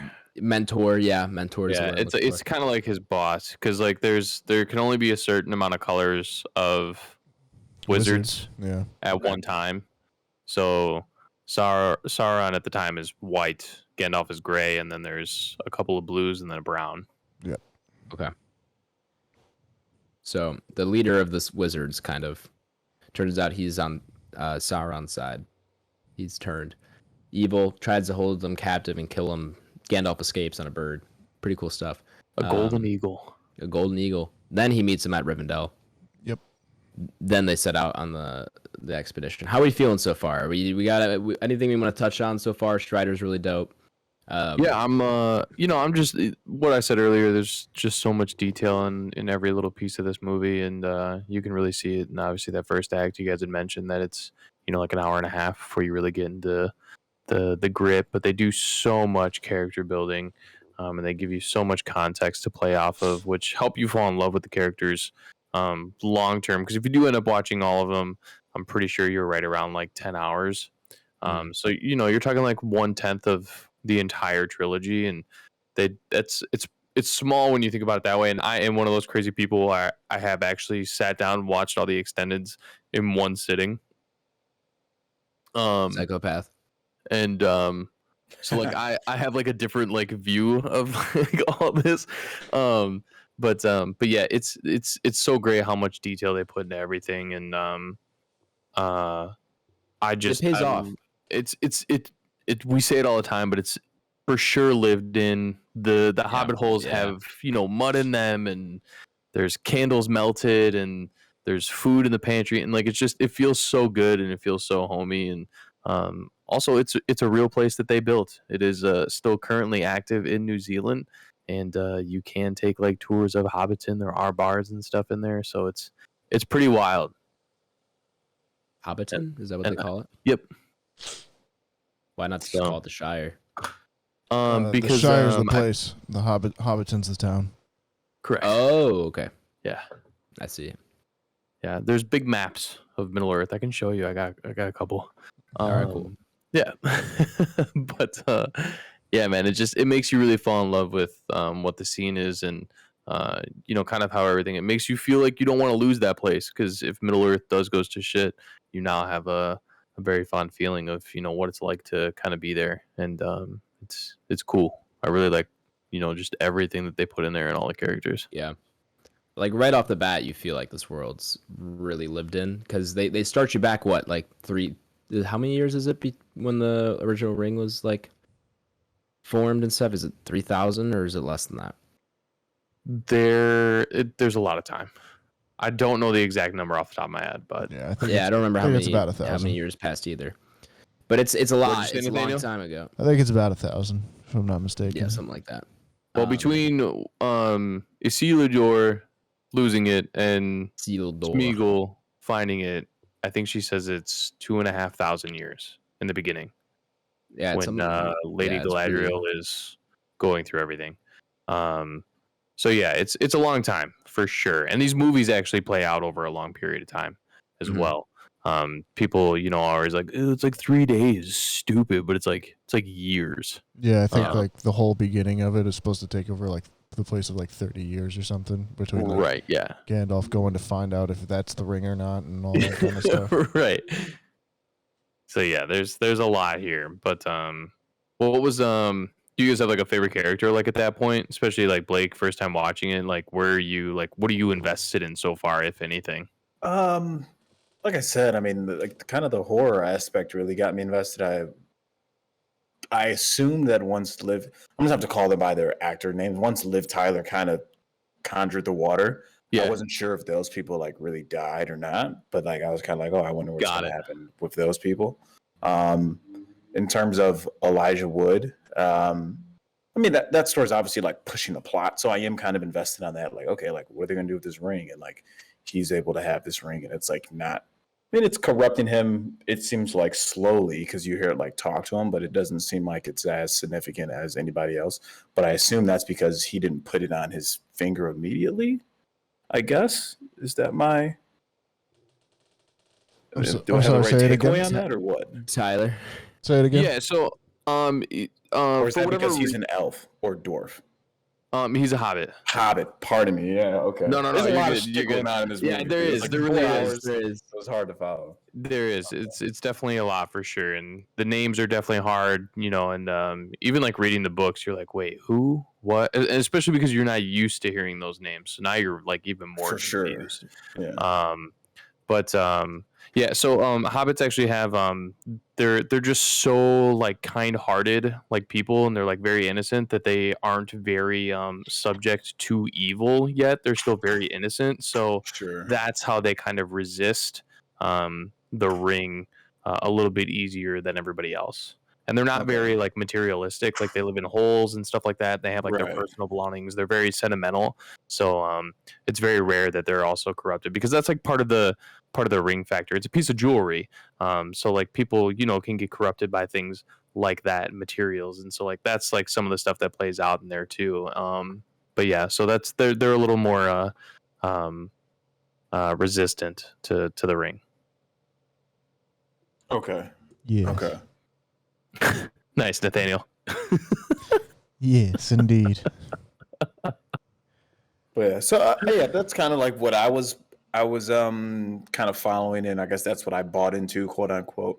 I guess another thing that I didn't mention too is that I am comfortable with Elijah Wood because I've seen The Faculty, which I don't know if I've talked about that before in the podcast. I know Nathaniel hasn't seen it. Have you seen The Faculty? No, I haven't, but I remember you've talked about it. Okay. I have not.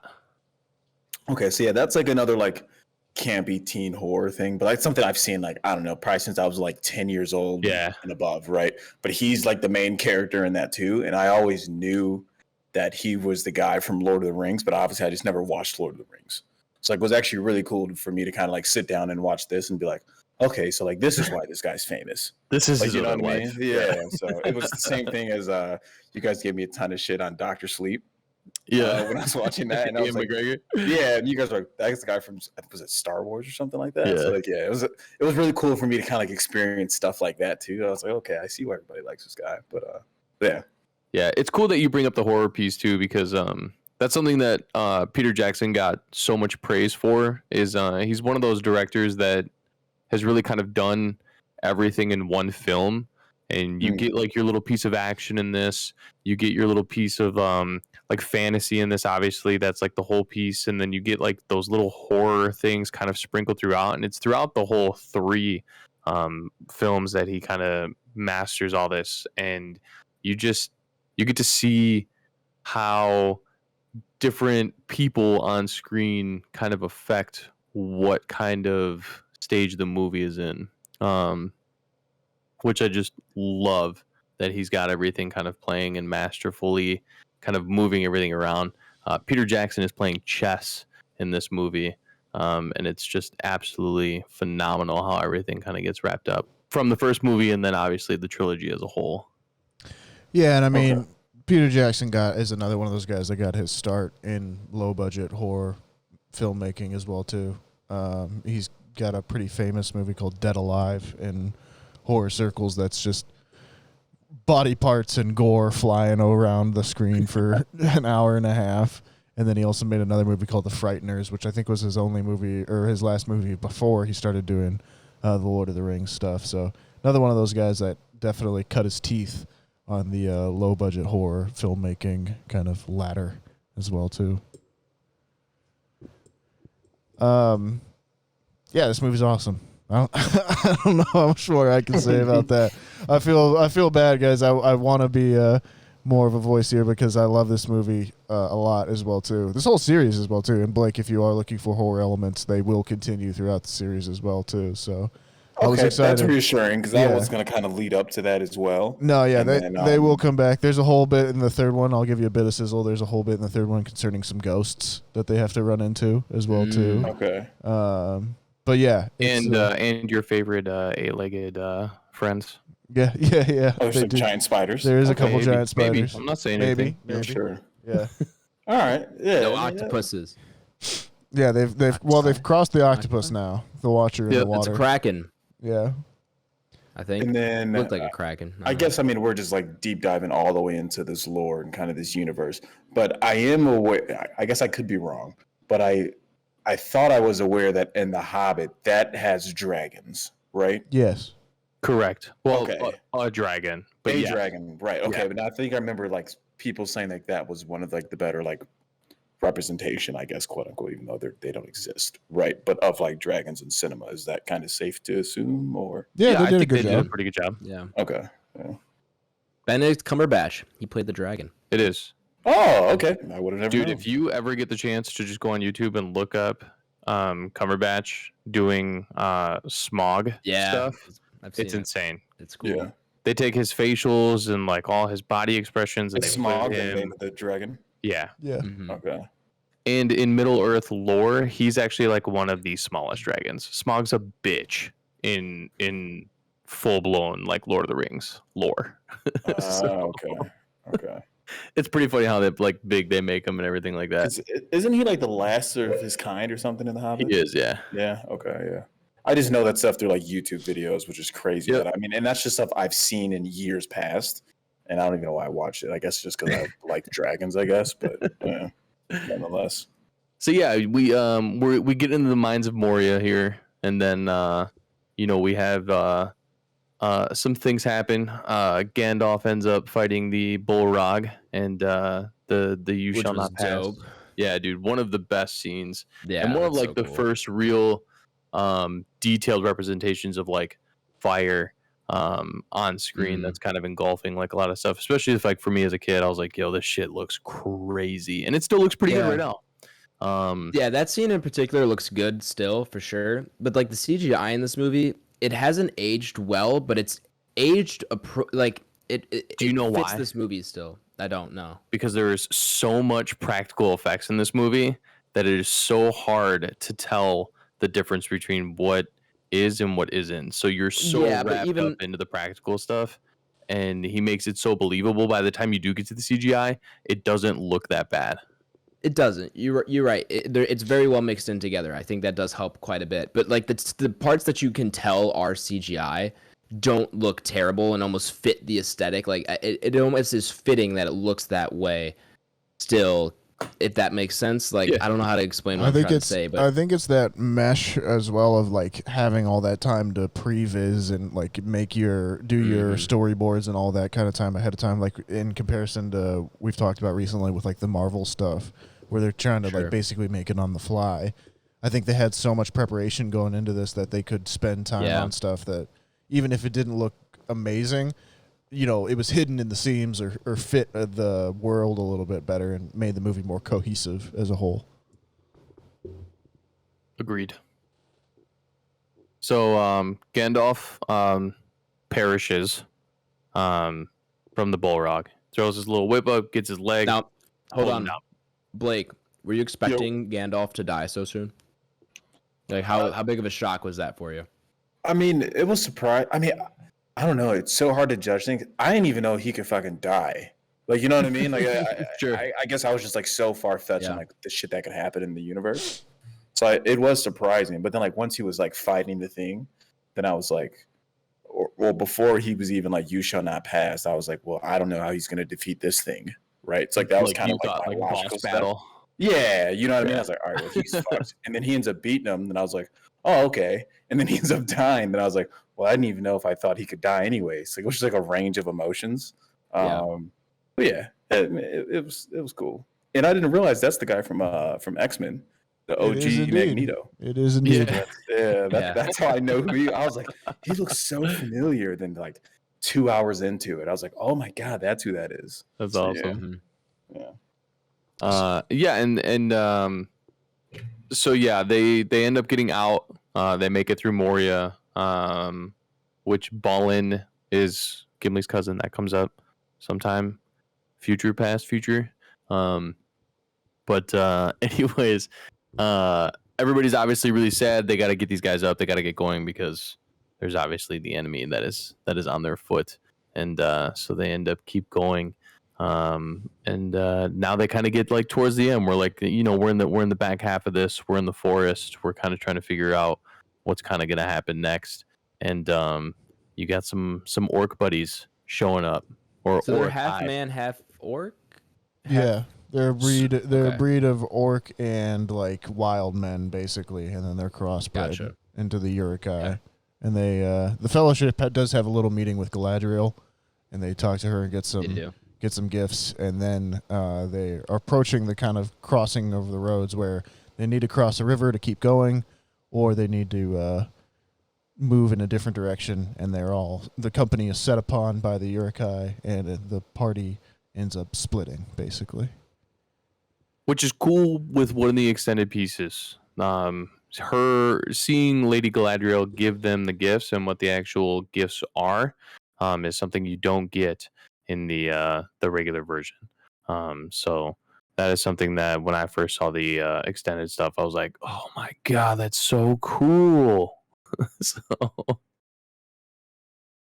I do like those details, like that they can add in an extended version like that, because often in these book to movie adaptations, like you lose small stuff like that is nice to have, and they can go back and add it in. And I'm sure there's still stuff that they had to cut like that because there's just so much in those books.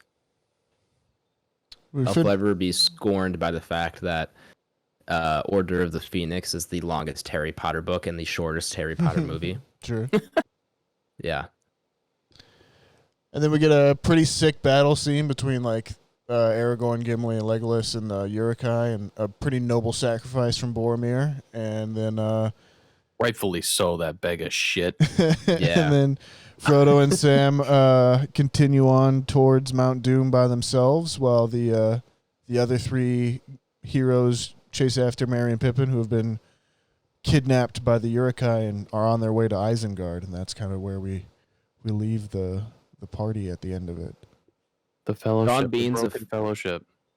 Sean Bean's a funny name because Sean and Bean have like the E and the A, but like it's Sean and then pronounced Bean, differently. Yeah, it looks weird. My king, King of the North. Yeah, Blake, how did you feel it all wrapped up towards the end? Obviously, this being your kind of first viewing experience. Yeah, I mean, there's not really, I guess, a climax or not really an end. I mean, I don't know. It's a fucking 3-part movie, so like I was kind of aware of that part. You know what I mean? Sure. So it didn't really have like a conclusion, I guess is the word I'm looking for. But overall, I think it ended at a good space because like they finally get to like, I don't know, what do you call it, like a mountain type thing?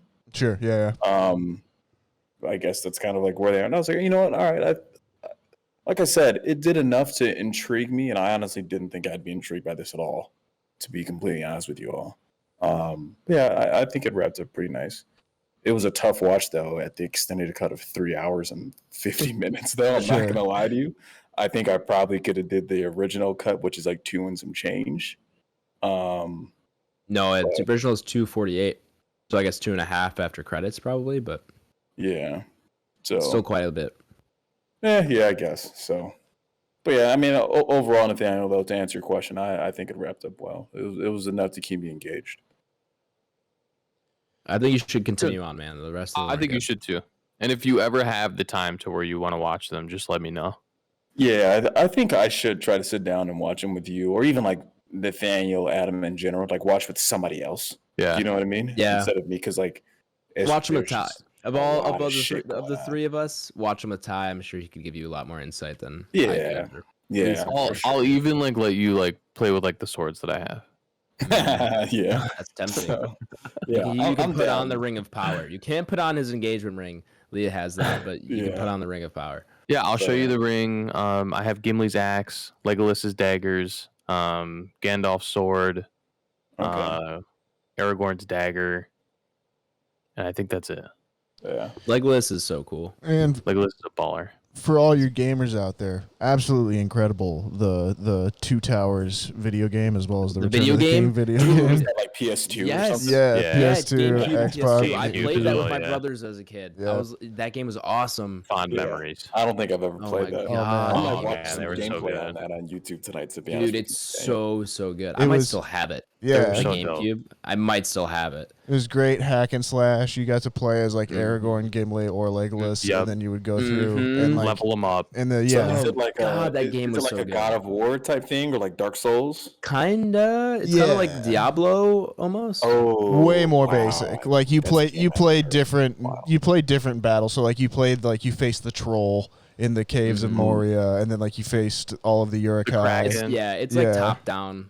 It wasn't- almost. Like yeah. third person top down. It wasn't top down, but you played the it was hack and slash, and you played the different Yeah. scenes Right. from the movies, and then you would play through them and like It was level up so the much fun. characters, and then they would have it cut in with scenes in the movie too, which is also how I feel like I learned the movies like from back to front, just watching all of those different clips a million The times. cutscenes were basically just scenes from the movie. Yeah. And this was also like the big era of like portable DVD players. So I just remember every like family trip I took, I always took Lord of the Rings movies because they were the movies that were the longest, and you could chew up the most of the like car ride or whatever by watching them. So that's another That reason I sounds feel about like right. I've seen all of these a million times at this point. Nah, yeah, it's fair for sure. You definitely kill some time with this. God, that was a You good. kill a That whole was a good fight with era. this thing. We don't talk about the portable DVD player enough. What a lifesaver, you Yeah, know. absolutely. Yeah, got to make sure those things are charged up before that family road trip, or there's gonna be some issues. True. Facts. Yeah. Couple things to just kind of give credit to. One of them is obviously just the detail that I've been talking about. I can't get over enough how much details in this movie, whether it's just character building, or whether it's just like in the costumes. Like everything is just done to a T. The makeup is incredible. The camera work is phenomenal. So there's just a lot being said there, just as the shots and like the film as a whole. They just look so good and have dated so well that I can't help but stress enough that it's such a big part of this movie.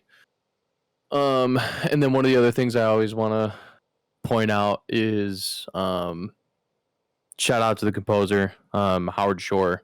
Like this became one of the most iconic scores that you will ever find. Agreed. Period. And the music drives this movie and carries it just as much as like some of the actors do. The battle scenes only get better when you get into the other two movies. Yes, with dude. the music. Yeah. Battle So scenes in yeah, the next two films. Man. the score is something that I hold very near and dear because it's so well done and it fits the movie perfectly. And it's just like I said, it's a character in itself. And it does just as much work as everybody else. So that is something I always like to point out for this movie and just this trilogy as a whole. That's a excellent point. Music's great. And then my little Easter egg. All right, go ahead. The scene where they get in debris and they're going to the prancing pony and they're seeing all the people out in the streets and it's like like they're just like scared of like people and like the horse walks by and everything like that. The guy eating the carrot is Peter Jackson. I don't know if you ever picked up on it. I'm sure No, I never Nathaniel's saw that. probably heard that little tidbit. But yeah, Peter Jackson makes a little cameo appearance there, which is always pretty funny. Indeed. Yeah. Cool. Well, let's go ahead and rank the movie up upon the Entropy list. As long as we're good here, I didn't double check. Everyone good? Everyone. I think we're good. I don't know if Yeah. anybody has like a favorite part. And then the only other thing I always forget about is the weight of the ring and how they achieve that. Like one of my favorite shots is the ring hitting the floor. And Mhm. if you would drop a ring on the floor regularly, it would sit there for a while and kind of wobble around. But it just drops. Yep, exactly. So it just hits like the one time and then it drops. And they even have like the sound back there. So it's really cool how they make sure that they know that they get the watcher to know that it's an actually truly a burden for the person that's carrying it, which is also one of those little things that I love to point out. That's dope. But yeah, as long as nobody has like a favorite part or anything, we can toss her out there. I mean, Legolas is my favorite character. I don't necessarily have like a favorite part of this one. The battle scenes in the next two movies are just so awesome. Like they're one of those like you get out of your seat, like kind of like Facts. pump your fist kind of thing. Like let's get going, you know? Yeah, I'm Get up, running get around active, the living you know? room. Yeah, exactly. I got the swords out. Dude, yeah, I was about to say I'm running to armor. Tyler's place, grabbing his axe, and 100%. that's 1,000%. I got broomsticks with like horse heads on them. We're all just running around. Yeah, Two coconuts were clacking shooting together. I'm shooting my like Nerf bow at my sister. It's great, you know. It's great. I love the Aragorn's my favorite character, and I love the He's dope. Yeah. great Halloween costume in 3rd grade that I did when my best friend at the time, Nick, was Legolas and I was Aragorn. And then the next year I was Gandalf. That is dope. There you go. Thanks, Grandma Mickey. You'd make a good Gandalf. For the costume creation. Shout out, Grandma Mickey. Grandma G. But yeah, and then I also love the bit where my favorite scene is probably the bit when they're in Balin's tomb and Sean Bean's like, they have a cave troll. And like, that whole sequence I think is really fun. That's the first time it really like picks up into like an action kind of scenario. And that's the first action of the whole movie. Yeah. Like almost 2 hours in. Yeah, you're just kind of like, we didn't realize how much we like stepped in it, you know? And yeah, I enjoy it. Pippin's my boy. Pippin's great. He drives the full comedy factor of this movie, which you do get a little sprinkle of. And he drives the whole thing, and I love it. And I also have Billy Boyd's autograph. There you go. You need people of intelligence on this quest thing.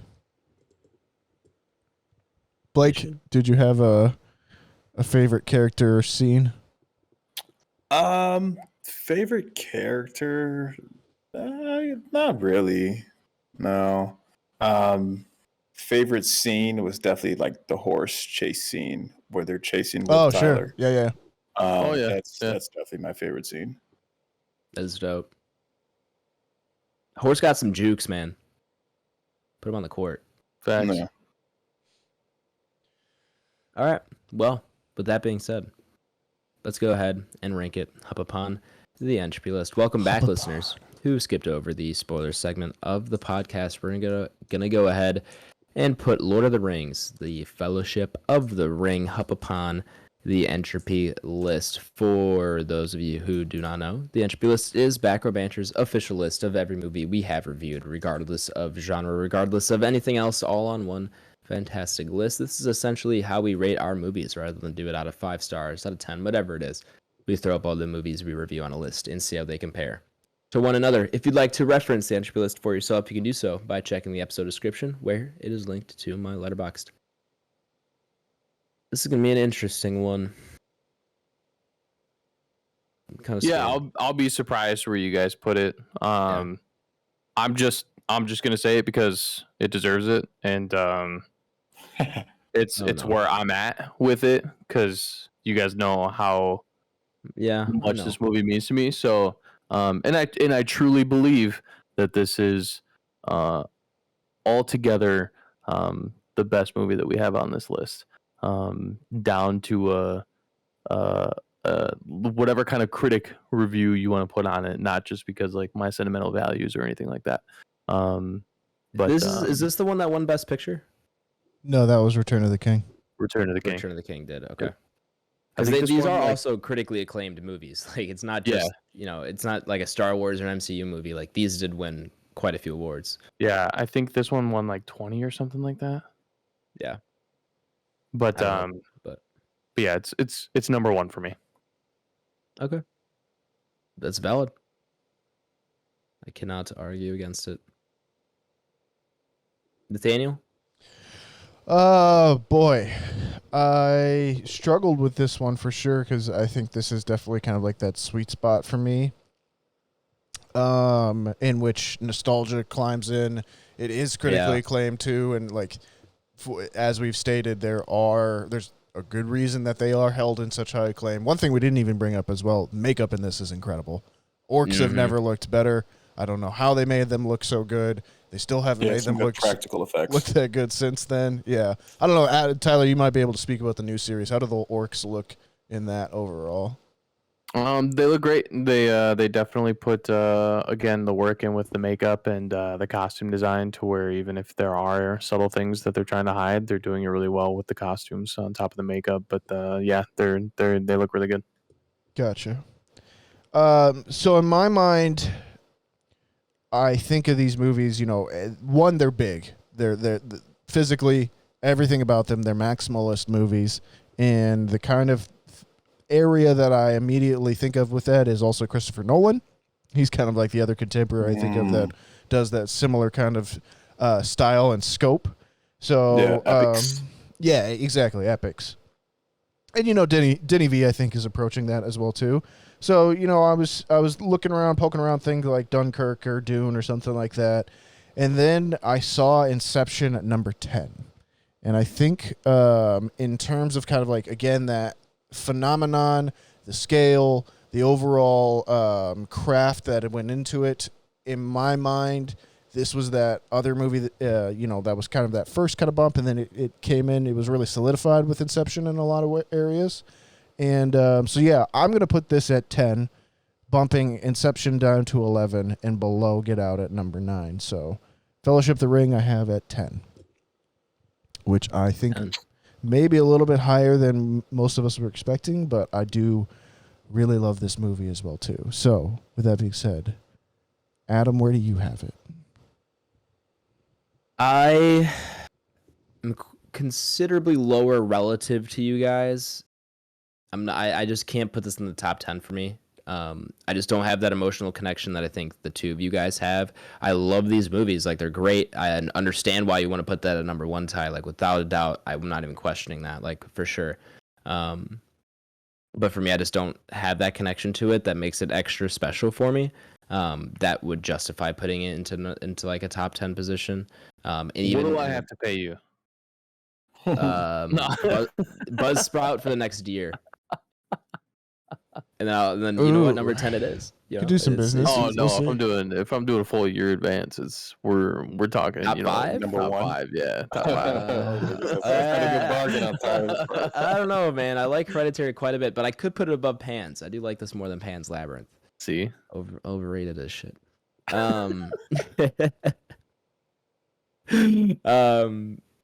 So for me, I'm a little bit lower, but I'm definitely gonna put it. I can't go any lower than 22. Starship Troopers is right there, and I absolutely love that movie. But then right above that is Back to the Future. That's my DNA movie that I push for number 1, and for me, I can't like put this above that. And you go Dune, I love that movie. The Batman, love that. Like these are movies that are matchless in scale almost. And I just enjoy those more, and so I just have a hard time putting it above that in some aspects. So 22 is where I'm going to land mine, below Starship Troopers, and well above Judas and Black Messiah. That needs to be adjusted, but yeah, that's where mine's going. 22. Blake. All right, fellas. Much You're closer gonna have to get the wallet out, Ty. You're gonna have to pay quite a bit to get him close. Much closer to Adam than I am to Nathaniel and Tyler. I do like it, right? But obviously, it doesn't have. There's no like nostalgia behind it for me, right? because this is my first time viewing it. It is good. I can appreciate what it's for. It's kind of cool to see these people in films or in a role that quote unquote made them famous. But I don't know, man. It's long as hell. That's kind of deterring me away from it, to be honest with you. And then just kind of looking at the list, and I see things and Inception, right? I don't know. I personally, this thing's not even close to the top 10, right? So like, that's get that out the way. So then I'm looking at like the 20s, and I'm like, okay, there's another Nolan. There's Dunkirk, right? Kill Bill. You guys know I love Kill Bill. I don't think I can put this over Kill Bill. And I see Scream, and I do think Scream is way too low, to be honest with you guys. And this is just, I can't put this above Scream. So I think that puts me like in that 35, 36 range. And like, I really don't care for Marvel movies by any means. So honestly, I would put this at 36, and I'd put it behind Boys in the Hood, because Boys in the Hood is like a sentimental movie to me that I've seen as a child. And I've seen it my entire life, probably as much as you guys have seen this film. So I'm rocking 36. Bet. I think Ty's heart broke a little bit. I think you got. I honestly, you know, it's always gonna hurt a little bit, but I can't ever tell you guys you're wrong. You know, that's everybody's ranking, and you know, it is what it is. Hey, you beat out Back to the Future, Ty. So we average out at 17.25, meaning That's if a so tie break it. I mean, Ty's driving that shit up the roof at number 1. Meaning it's 17 because, let's be honest, nothing's breaking this movie in a tie break. It's the Green Knight we have to tie break it with, which is 6.6. I don't even know why I looked it up. But you were curious. You wanted to know. I was. I wanted you to like know. Green Knight enough to where you're like, it's worth a shot.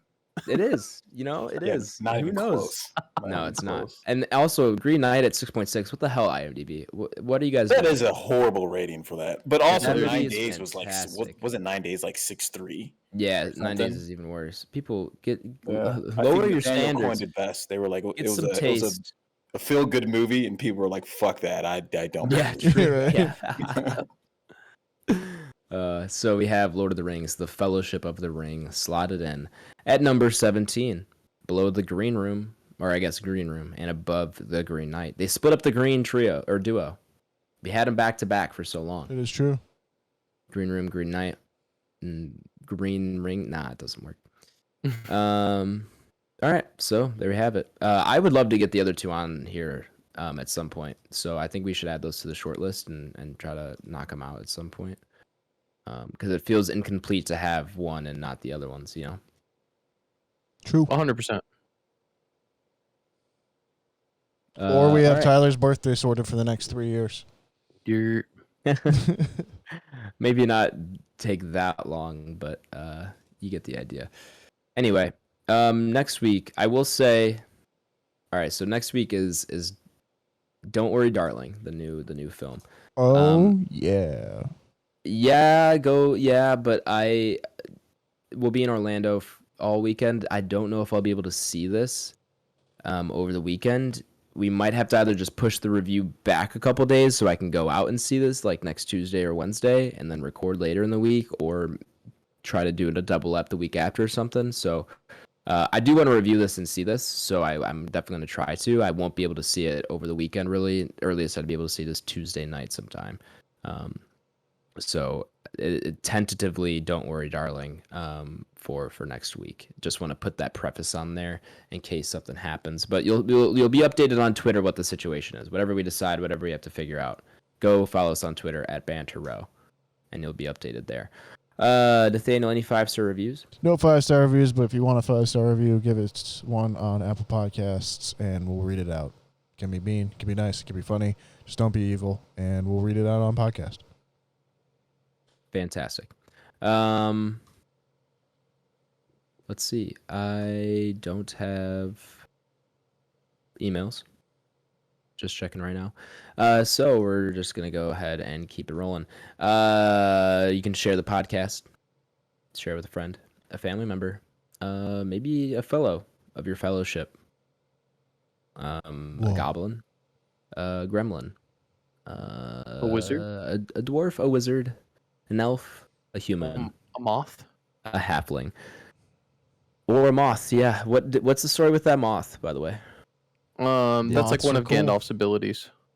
Oh, cool. Okay. Yeah, he can like summon creatures and tell other creatures to go do creature things. What are the odds that we have a Gandalf Mothra team up movie? Whoa. Just an idea. You can follow the show on Twitter at Banter Row, on Instagram at Back Row Banter Pod. Our YouTube is just Back Row Banter, where the John Wick episode randomly got like 100 views on YouTube. So cool. Yeah, go subscribe, join those 100 viewers, and check out all of our episodes. And then email us with any questions, comments, concerns, grievances, anything of that sort, anything fun that you want to let us know. Whatever it is, backrowbanterpod@gmail.com. BlakeHolder, where can the people find you at, my man? Yo, Letterboxd. I'll be on there dropping some reviews on films I like. Put some brief thoughts down on Barbarian, as that's something I got high praise for. So Letterboxd, BlakeHolder. Feel free to check me out on there and see what we're watching. That's all I got for today. Let's push it to Nathaniel.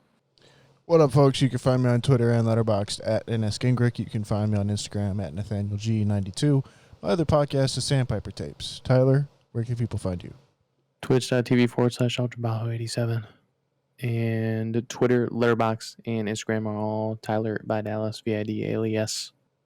And if you know me, you know where I'm at. You know where I'm at. Adam? You can find me on Twitter at H24, where if you're curious, I'll be giving updates on my Orlando, time this weekend, how I'm doing and whatnot. I'll be posting on Twitter, so if you're curious, you can follow me there. H24. Letterboxd is just Aish, that's AYYSH. And then on Twitch, it might be live tomorrow with our final scrims before the event, twitch.tv/Aish. I think that's it. Thank you all for joining us for episode 119, Lord of the Rings, The Fellowship of the Ring. I think the longest episode title we've had so far. It's very long. It takes a while to type out. The graphics are going to be packed this week.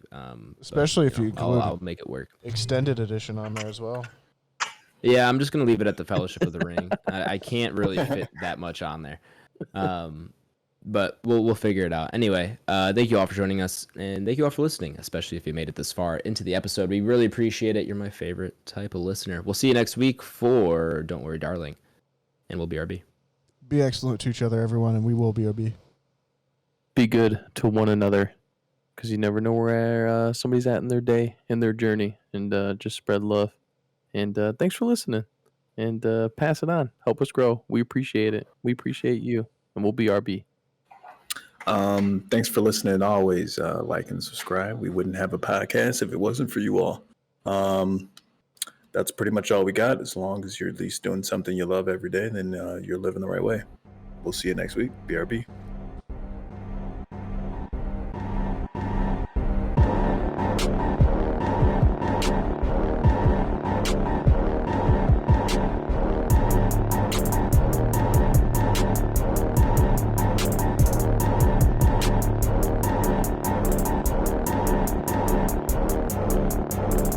America.